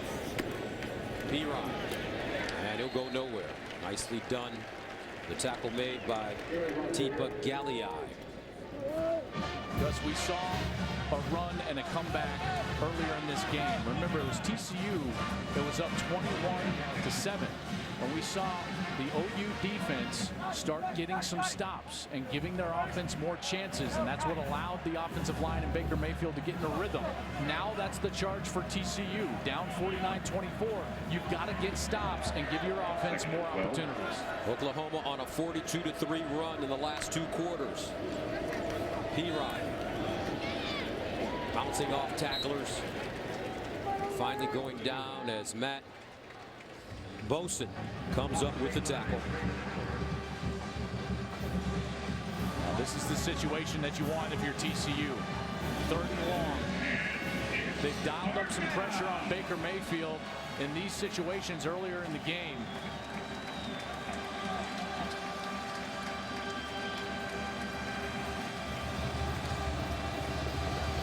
Third and 13.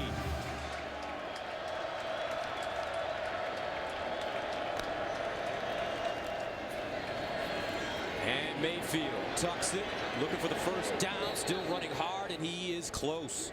Looks like they're going to give it to him.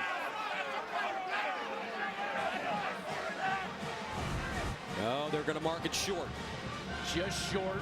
Remember, that ball's in the right hand, and it looks like his foot hits just a yard short of that first down of where the sticks were. It's a great spot by the officials. Right on top of it, as we saw that foot hit the sideline. But what a great read. Boy, I thought he was going to have a chance to get that. So Seibert will punt it away at the 30. And back deep, Desmond White at the 19 for the Horned Frogs. And White signaling for the fair catch, and he has it at the 15-yard line. Now don't forget, I don't know why we promote this show every time we do a game, but don't forget to check out Breaking the Huddle with Joel Klatt on Facebook. Live every Tuesday at 7:30 Eastern, sponsored by Dr. Pepper. I mean, you got sponsors now. That's right. On TV every day. Excellent college football show. And next week, we're going to have a special edition. We'll be on live on Tuesday night. And then also 5 Eastern, 4 Central, live from the State Fair. We'll do another show on Friday night. Brian Bosworth will be there. Vince Young will be there. Gus, you're invited. We'll see if you show. How much is the appearance fee? Out of the goodness of your heart. I don't know about that. Here's a flea flicker. Hill throwing deep. For Porter, and it's short. Right now, TCU, Joel, seems like they're just trying anything to loosen up this Oklahoma defense. Yeah, you know, first down has been such an Achilles heel. I'd love for them to try to get something more methodically, like 2nd and 5, and then take the shot down the field. You know, comebacks are a lot like a puzzle. I said this a couple of weeks ago. They have to be piece by piece. You don't put the entire picture together right away. And right now, they just got to have little successes. Hill in trouble over the middle. Kyle Hicks with the catch. And that should take us to the end of the third quarter. A big That's the end of the third quarter. day for Oklahoma. The Sooners come into Fort Worth, and they are dominating the Horned Frogs of TCU.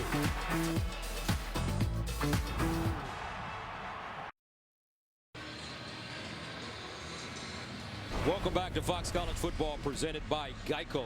Amon G. Carter Stadium here in Fort Worth, Texas, where the TCU Horned Frogs got off to a great start, but a huge second quarter by Oklahoma turned this game upside down. And right now, the Sooners lead at 49-24. Since the first quarter, Oklahoma with 346 yards, 42 points. TCU 113 yards and only 3 points. Kenny Hill over the middle, and Hill picks up the first down as Diarse makes the reception. And this defensive line for Oklahoma finally gets blocked up by that offensive line. Kenny Hill had some time, able to find an open receiver down the field. And they'll hand it off. Kyle Hicks running, gets around the corner, and steps out of bounds. There's that first down success. See, now 2nd and short, this is when I like to see those flea flickers and shots down the field, because you always know that you can come back on 3rd down and it's still a manageable conversion situation. Hill, pump fake, double move. He's got a receiver. Taj Williams wide open. Touchdown TCU, 64 yards. And you called it right there, the big play. And I think the Horned Frogs heard you, Joe Clapp. Great formation, excellent play call. It was open earlier. They've had some guys open deep. Outside receiver is Taj Williams, number 2, and he just runs right by everybody. All the OU players were worried about that wheel route from Ty Slanina, number 13. Williams wide open, and Hill finds him. 49-30.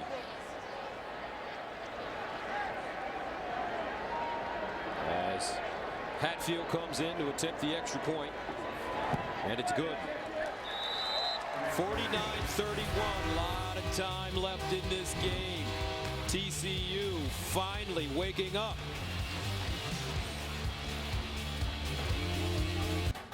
Fox College Football, presented by Geico, is sponsored by Verizon. Welcome to Verizon LTE Advanced, the next-gen network. By KFC, go Buckets, it's finger looking good. And by the Ford F-150, every other truck is history. Horned Frogs fired up now after the long touchdown by Taj Williams. Hill's 4th touchdown to 4 different receivers, and that was the first TD for TCU since 3 minutes were left in the first quarter.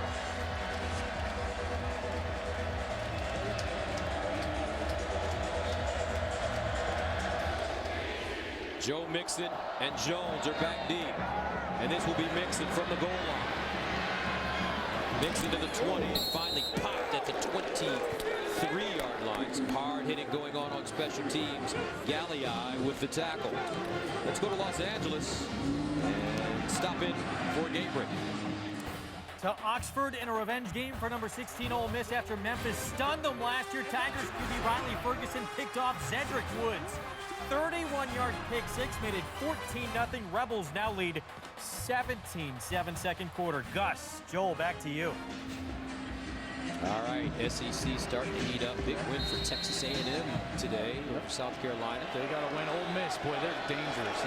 Best 2-loss team in the country, certainly. 500 yards of offense against Bama and Georgia this year. It's like they got it rolling against Memphis so far here today. First down, Baker Mayfield fires it out wide. Basquin. And Nick Basquin, the redshirt sophomore, with the catch. He's stopped by Nico Small. And speaking of Texas A&M, our producer Chuck McDonald is an Aggie from Texas. We'd like to wish him happy birthday, 47 years old. He's the head coach of this broadcast. He's done a great job. 2nd and 5 at the 28. Again, near side, Westbrook.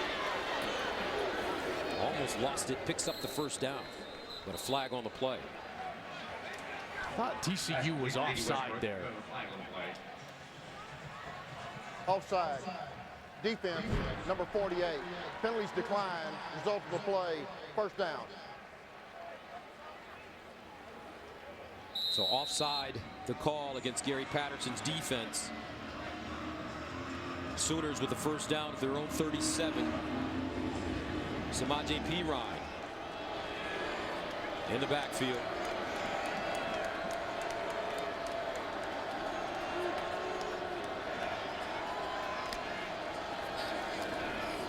And Mayfield pulled it out, looking for Andrews, and Andrews unable to hold on.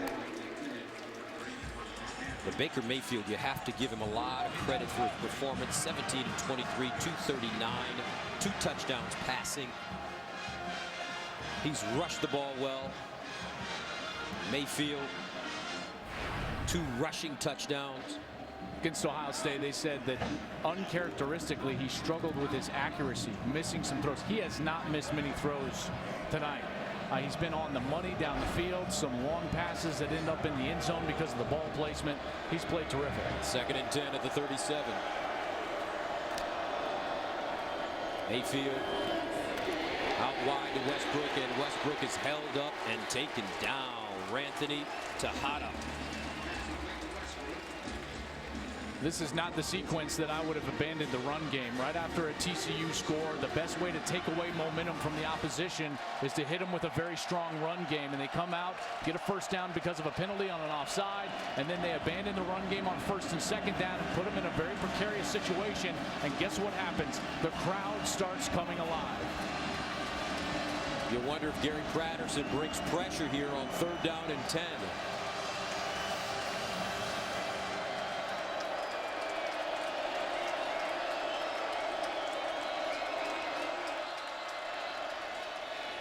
And Baker Mayfield wants a timeout. 12:33 to play, 4th quarter. 49-31 OU. Here's some players to keep an eye on for the Nissan Heisman Watch.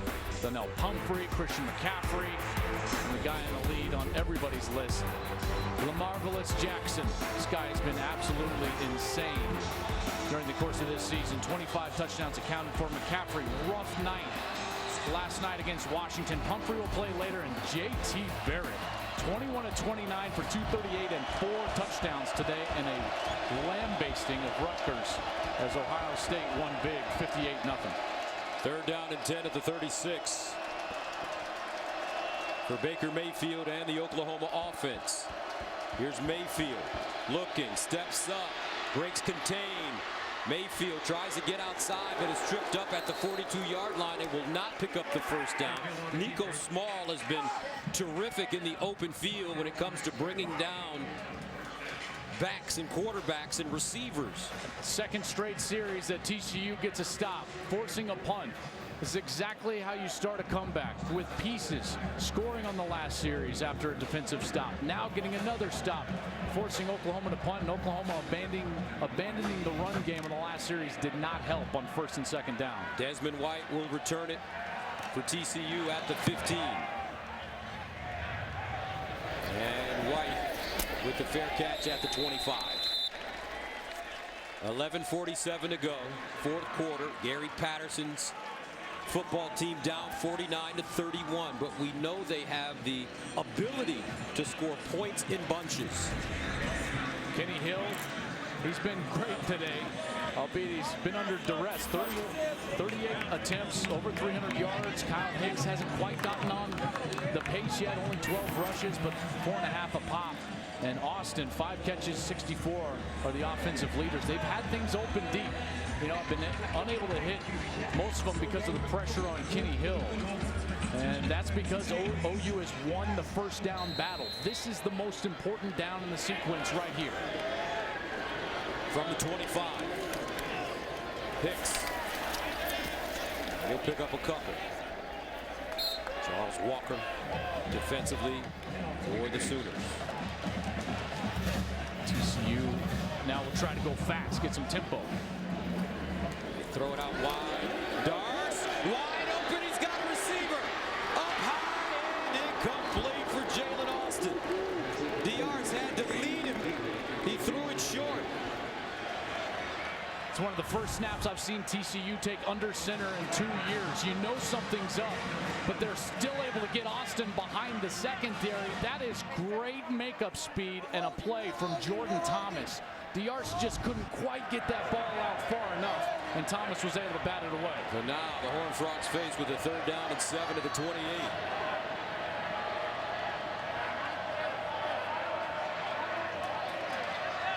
Austin has been his go-to receiver. Here's Hill. Out of the pocket. Still the move.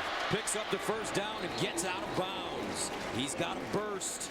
A 10-yard gain on 3rd and 7. That man coverage came back to bite him. Charles Walker, 97, had a chance, but when Hill stepped out of it, lots of green grass. Now Hill runs it again. And Hill knocked out of bounds hard. Obo. Neville Gallimore there as well. This is the situation that OU has constantly blitzed since the start of the 2nd quarter. 2nd and long. A lot of huffing and puffing going on now with the Oklahoma defense. Hill drops it off in the flats to Hicks. And Hicks gains 5.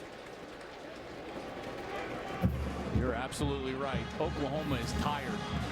If they don't get a stop here, they're going to have a wholesale change on that defensive front. All those linemen still standing up, slowly moving. Huge down here in this sequence. 3rd down, opportunity for Oklahoma to force a kick. 3rd down and 3 at the 46. Hill has been determined to keep the chains moving by using his legs. Williams breaks it down the sideline with speed and out of bounds at the 35. 1st down, TCU. I love what they did there. The pressure was coming again from Oklahoma, but on the outside they just decided to make it a one-on-one. A great block there by John Darce, number 9, that transfer from LSU, senior, stepping into more of a leadership role with this TCU offense. And now Micaiah Quick. Looks like he's cramping up. More importantly, it'll give this Oklahoma defense a chance to take a rest. Yeah, and there was some frustration there from the TCU bench, the coaching staff. Doug Meacham, the offensive coordinator, and TCU felt like they wanted to go fast. The tempo was getting to Oklahoma. That defense for Oklahoma clearly tired. And Quick had to stretch out. There's Doug Meacham right in the center of the huddle. Boy, ever since he got here as a co-coordinator with Sonny Cumbie, this offense has been as good as it gets. Top 5 in the country in almost every category over the last few years. Of course, now having to replace Trevon Boykin, Josh Dotson, Aaron Green. There's Sonny Cumbie. Of course, a former quarterback at Texas Tech, was an assistant there before coming to TCU. Both of these guys got the hard press and sell from other schools to come and Meacham, potential head coaching opportunities. Sonny Cumbie, Texas came after him pretty strong to be their offensive coordinator, and they both chose to stay here and coach with Gary Patterson at TCU. Strong show of support. 1st down at 10 to the 39.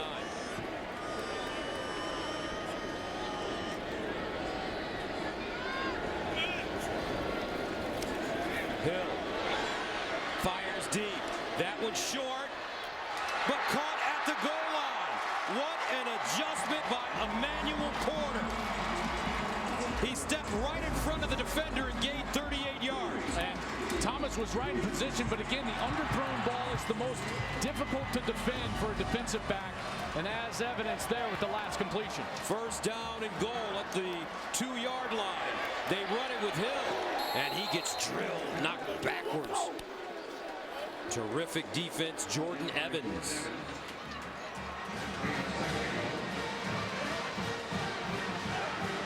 Versus Ohio State in this sector of the field from about the 15 and in, it was the fade route that killed Oklahoma.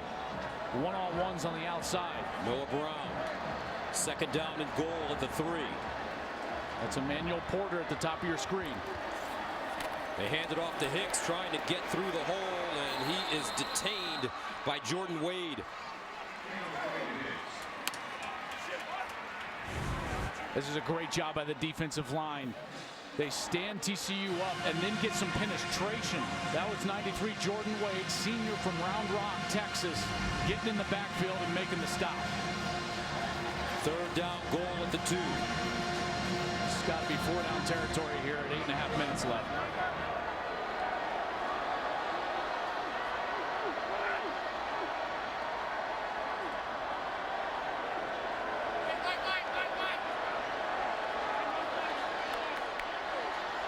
Hill runs the option. Pitches. Hicks walks in. Great call by Meacham and Cumbie. And you can feel the momentum start to shift into the direction of the TCU Horned Frogs. And it started with a couple of defensive stops. Great job by Kenny Hill as he's going to come out and read Okoronkwo. And he pitches it off of, but it's the blocks in the end zone that's taking care of everything. Taj Williams, number 2, getting things done on the outside. 49-37. Atfield. Good on the extra point. 49-38. TCU back in this game.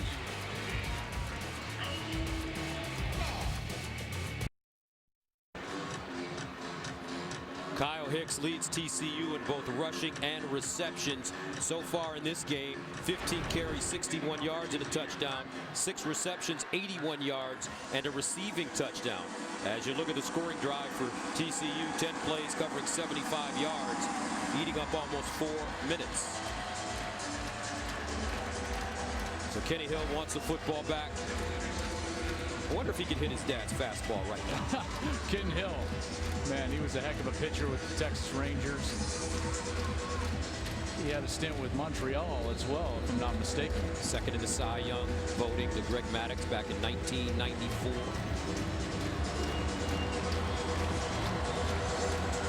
You know, if there's ever a time to lean on the run game, if you're Oklahoma, this is it. Bunts kicks it off. This time Mixon will get a shot inside his own 5. And Mixon goes down at the 25. Let's go to Greg Wolf for a game break. Gus, thanks to Death Valley. Ed Ogeron's first game as LSU's interim head coach after Les Miles' dismissal. No Leonard Fournette out with a sprained ankle. So far, no problem. His fill-in Darius Geis looking very Fournette-like. 42-yard touchdown. LSU leads Mizzou 7-0 first quarter. Gus, Joel, back to you. Ed Ogeron firing Cam Cameron, the offensive coordinator. They say it was his decision. It's hard to say that was the wrong decision. You know, got to do something more creative offensively if you're LSU. But in this ball game here, it comes down to one thing: can you run the ball? If you know that the defense knows that you have to run the ball. That's what championship medal is all about. Pirine and Mixon in the game for Oklahoma. First down at the 25. They hand it off. Pirine. Not a lot. Ty Summers. This is where not huddling can hurt you, because this is a milk the clock style of game, and now Mayfield's got him up there at 21 on the play clock. Pirine in the backfield. Now Mayfield taking his time. So you're forcing him to sit at the line of scrimmage for a long time because you didn't huddle. You want to snap this inside of 5 seconds of the play clock. And he does. Mayfield to throw. Mayfield looking. Mayfield deflected. B-Rod picks it up, breaks 2 tackles, and finally goes down at the 27. About a 2-yard gain. Jeff Gladney with the tackle, so that brings up a big 3rd down for both sides. TCU desperately needing to get off the field. 3rd down and 7. Westbrook in motion. They've been successful with hitches in the second half. Mayfield looking, drops it off. Andrews can't keep his feet, and Oklahoma will have to punt it away. Nick Orr.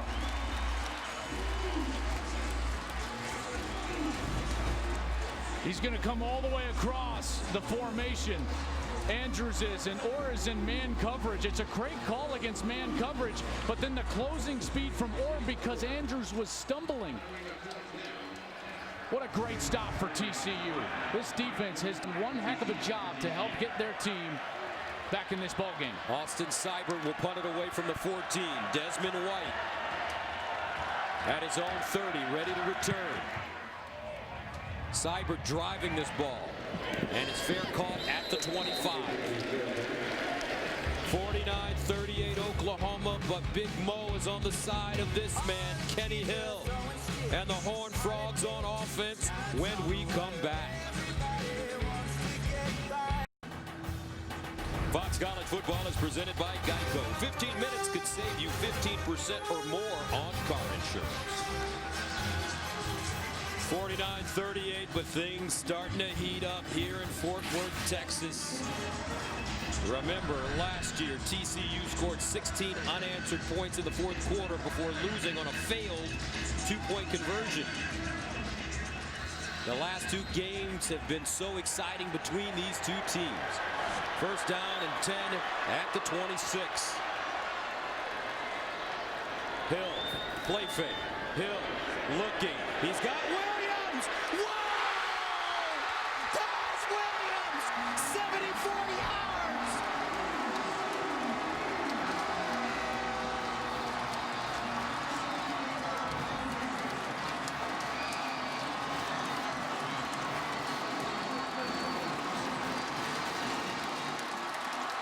They're going to go for 2 here. Down 5. You want to give yourself a chance for a field goal to tie the game in the next offensive possession, but Taj Williams ran right by Micaiah Quick. Williams, 5 catches, 210 yards, and 2 touchdowns. 5:36 remaining, an eternity. As TCU goes for 2. Hicks in the backfield.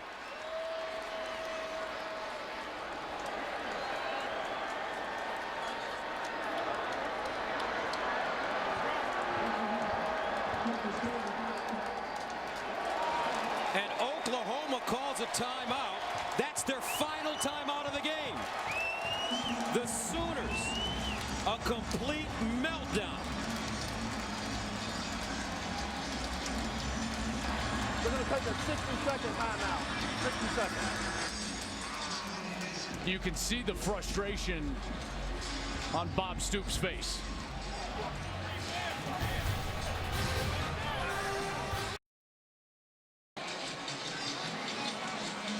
Kenny Hill, 25 of 42, 440 yards, 5 touchdowns, 1 interception. And now he prepares to lead his guys out to go for the 2 points. Like I said earlier, comebacks are like a puzzle, a piece at a time. Defensive stops, big plays, 3rd down conversions, and now this, the 2-point attempt. Here's Hill. Over the middle. Caught! 2 points. Emmanuel Porter. This joint is jumping now. 49-46. You're watching Big 12 football on FOX.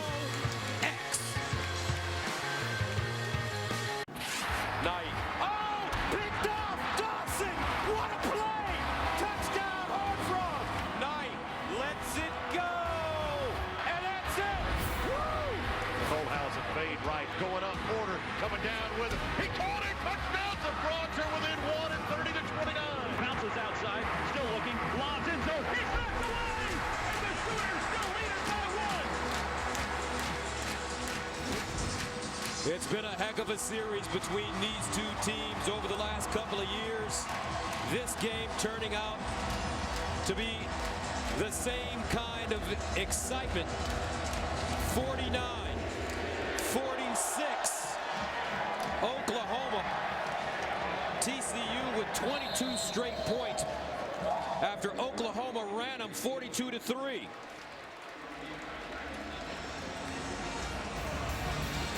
This fourth quarter has just been ridiculous. TCU getting in stride. Taj Williams, the huge play. They got the run game going with Hicks. And then again, Hill right in stride for Taj Williams. 5 catches, 210 yards, and 2 touchdowns for number 2. TCU has scored 3 touchdowns in 9 minutes after trailing by 25. It started with their defense. They got them 3 stops in a row. Now have a chance to get the ball back again. Baker Mayfield, can he quiet this crowd? Drops it off underneath the P-Line, and he's chopped down at the 30-yard line by Nick Orr. I love the play call there from Lincoln Riley because it was able to get away from that defensive front, which has been so active and been very good for the last couple of series. But now, on a 2nd and 7, you got to find a way to get your playmakers the ball. Look for Joe Mixon here, number 25. P-Ryan and Mixon in the backfield. Play fake. Mayfield looking, buying time, finds Westbrook, who broke open late, and he catches it, but a flag on the play on the far side. You're going to have a man downfield. 72 Ben Powers was about 8 yards downfield. Ineligible downfield. Offense number 72. The 5-yard penalty. Replay. 2nd down. Left guard. You can't go further than 3 yards down the field. He's blocking right there. He's past the 3-yard mark. Right by the umpire who sees it. He's got his hand on his flag.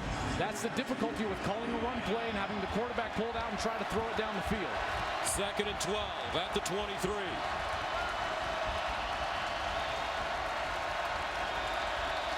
Mayfield in the shotgun with Mixon by his side. Mayfield to throw. Mayfield under pressure. Lets it go. And caught at midfield. What a throw, what a catch, Joe Mixon. A gain of 26. You got to be kidding me. I mean, Mayfield is Houdini. He's dead to rights right there. He steps out of it, and then he throws just a beautiful ball that Mixon adjusts to. This is a running back that adjusts inside to catch the ball. Oh, my goodness. The offensive football going on right now in the fourth quarter is ridiculous. Mixon, 5 catches, 70 yards. 1st and 10 at the 49. Mayfield running, tries to get outside, slips and goes down. Great pursuit, flag on the play. Denzel Johnson with the tackle. I thought that Mayfield's head turned when he went down, like Denzel Johnson may have gotten the face mask. But they're going to confer because the official that threw it was Mike DeFee from behind the play.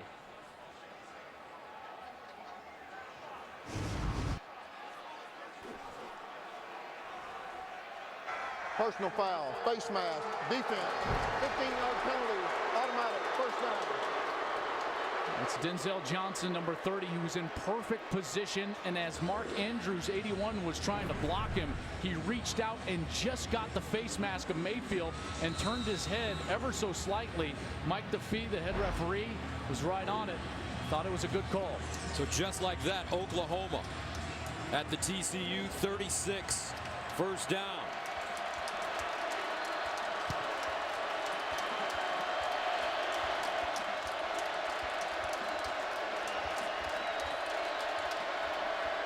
Mixon.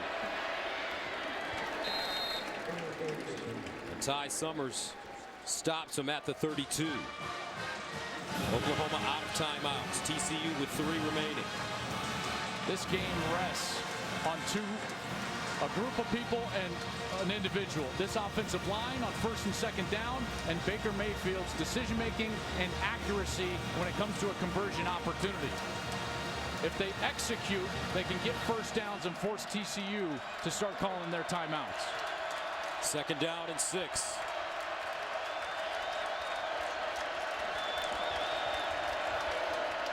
Mayfield looking, throws on the move, caught out of bounds by Westbrook, and it looks like he has a 1st down. The confidence of Baker Mayfield. You know he wants this game. With all the controversy surrounding Mayfield and Gary Patterson.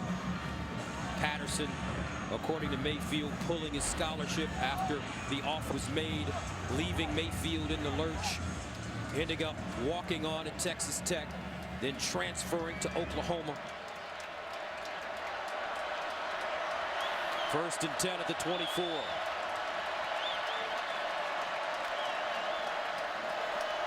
Mayfield to Mixon. And he squeezes through the hole and gets inside the TCU 20.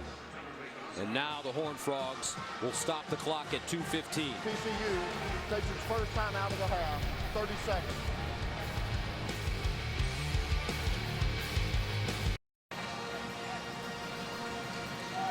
At 49-46, 2 minutes and 15 seconds left in the 4th quarter. As a quarterback, it's imperative for Baker Mayfield to play calm and creative. At times this year, he's played anxious and erratic. This drive, he's been calm and creative. We'll see if he can keep it up here at 2nd and 5. Joe Mixon in the backfield. Mayfield tucks it, tries to get outside, and will not. Baker Mayfield taken down by James McFarland. Also, Howard in on the play. 2nd timeout called by the Horned Frogs.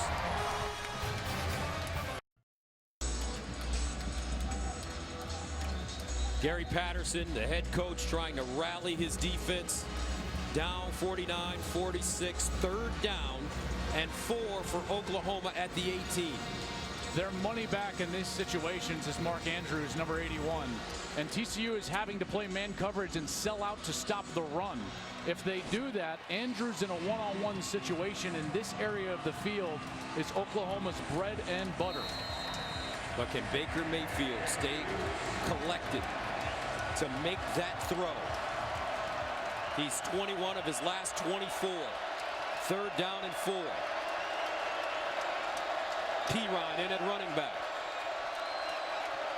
Mayfield to throw it underneath. And they say incomplete.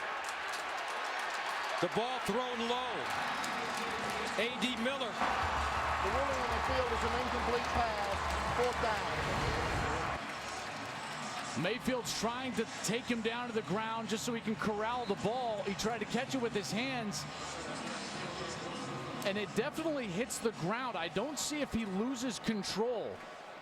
Remember, the ball can touch the grass as long as he's still in control of it. In that right hand, it didn't look like he lost the control of the ball. I wouldn't be shocked if they reviewed this. The ruling on the field is an incomplete pass. That plays under further review. Gus, it's not the ground, but the ball then has to move or he has to lose control, and that right hand, if they deem that it was firmly on the ball throughout the catch process, remember the catching process, going to the ground, you've got to secure control and then secure that going through the ground. Watch his right hand.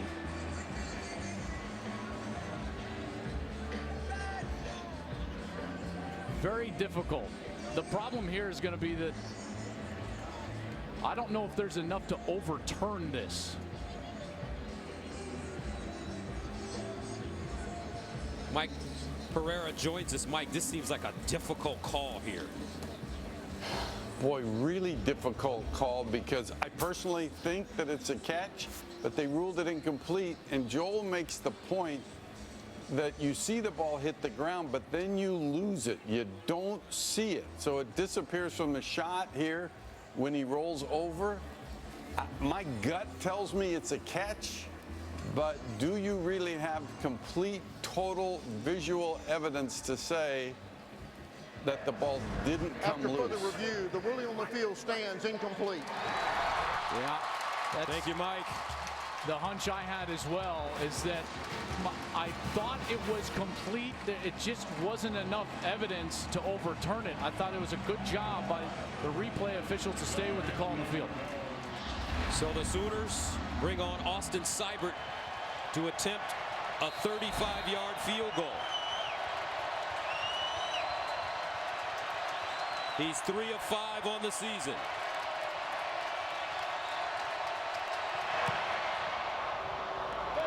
And perfect. For those of you in Arizona and California, we will take you out to the start of the Arizona State USC game momentarily. For everyone else, we will bring you that game at the immediate conclusion of ours. And what is? Horned Frogs need a touchdown. 1:55 remaining. TCU with 1 timeout as they prepare to receive.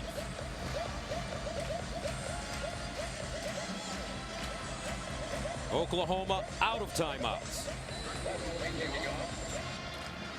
What a comeback from this TCU squad. Their defense bowing their neck in this fourth quarter.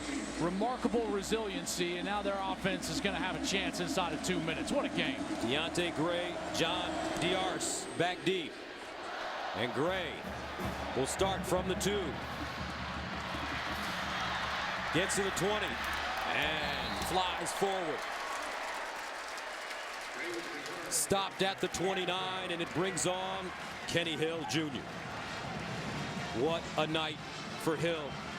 25 of 42, 440 yards passing, 5 touchdowns.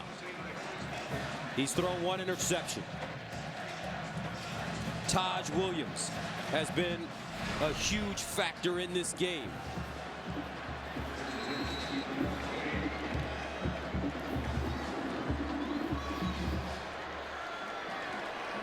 First down at the 28.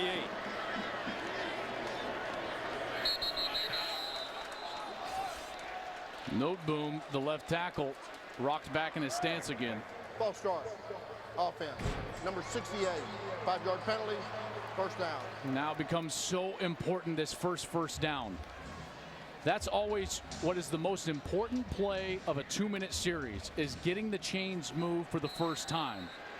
It's vital, it's critical, and it starts with first down success. First down at 15 at the 23.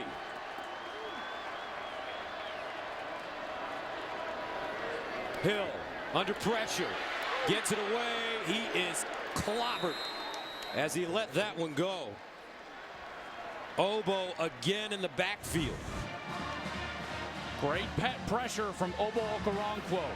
Told you all night, he is their best pass rusher, and he's been in Hill's face constantly.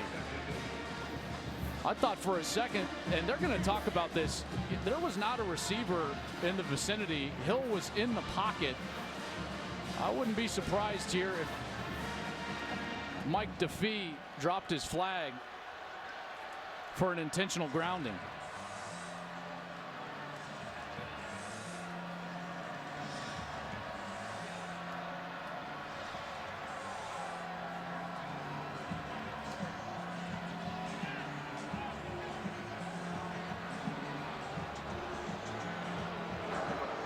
There is no foul on the play for intentional grounding. Quarterback was out of the pocket. Second down.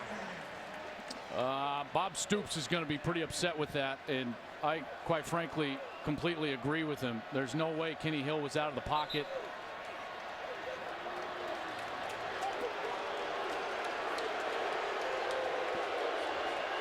Stoops is livid right now. This is a huge down. Remember, intentional grounding is a loss of down as well. And now the flag comes out. Intentional grounding offense. The quarterback was not outside the pocket. There was no receiver in the area. Lost it down at the spot of the foul, 3rd down. Here's your tackle box. It's going to move a little bit as the camera moves, but basically the paint of that Big 12. He's definitely not outside of the tackle box. I would put the tackle boxes right there. He's a yard inside of it. Although it took a while and we had the wrong announcement first, Gary Patterson's going to be upset, but Gus, that's the right call. So 2nd and 25.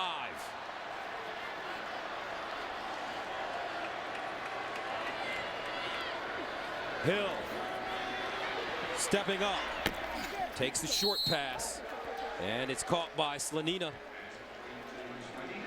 He'll gain 9 yards on the play. 3rd down and 14. Obviously 4-down territory. Hill, pump fake, and he's hit and goes down. Obo again. Okoronkwo.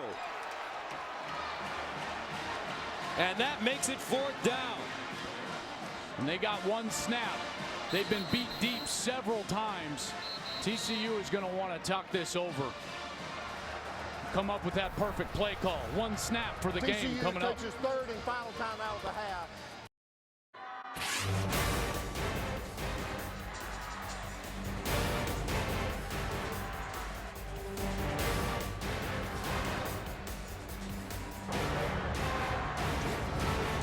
(52-46), Oklahoma, 1:22 remaining. TCU faced with a 4th down and 20 at the 18. Taj Williams has been the go-to man for TCU. 5 catches, 210 yards, and 2 touchdowns. He wears number 2. And Oklahoma has got to put safeties deep. Give these corners some help, and they're going to. The play here is for a defensive back. Put your heels at the 1st down marker. No one gets behind you. 4th down and 20.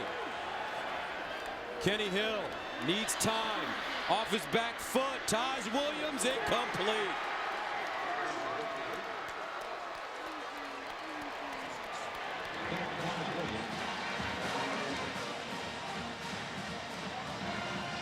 Just an impossible situation at 4th and 20.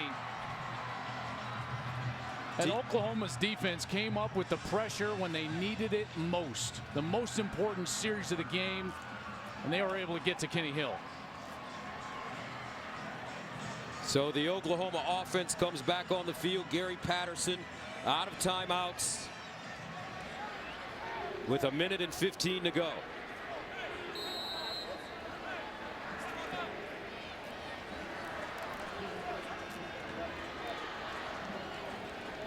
Mayfield takes the knee. Let's take a look at the road ahead for OU, sponsored by Coors Light. Whatever your mountain, climb on. Up next, the Red River Showdown against Texas. And they've got revenge on their minds after losing that one a year ago. Kansas State, very good defense. They've got October 15th. Texas Tech and that high-powered offense before facing Kansas and Iowa State. What a huge win this was for Oklahoma. Bob Stoops told us his goal, win the Big 12 championship. And this was an enormous step in that direction for this OU program.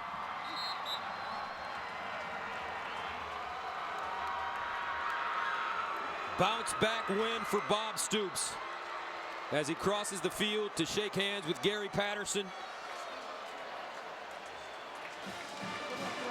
The final score, 52-46, Oklahoma. Coming up, we'll get you out to the Arizona State USC game after these messages.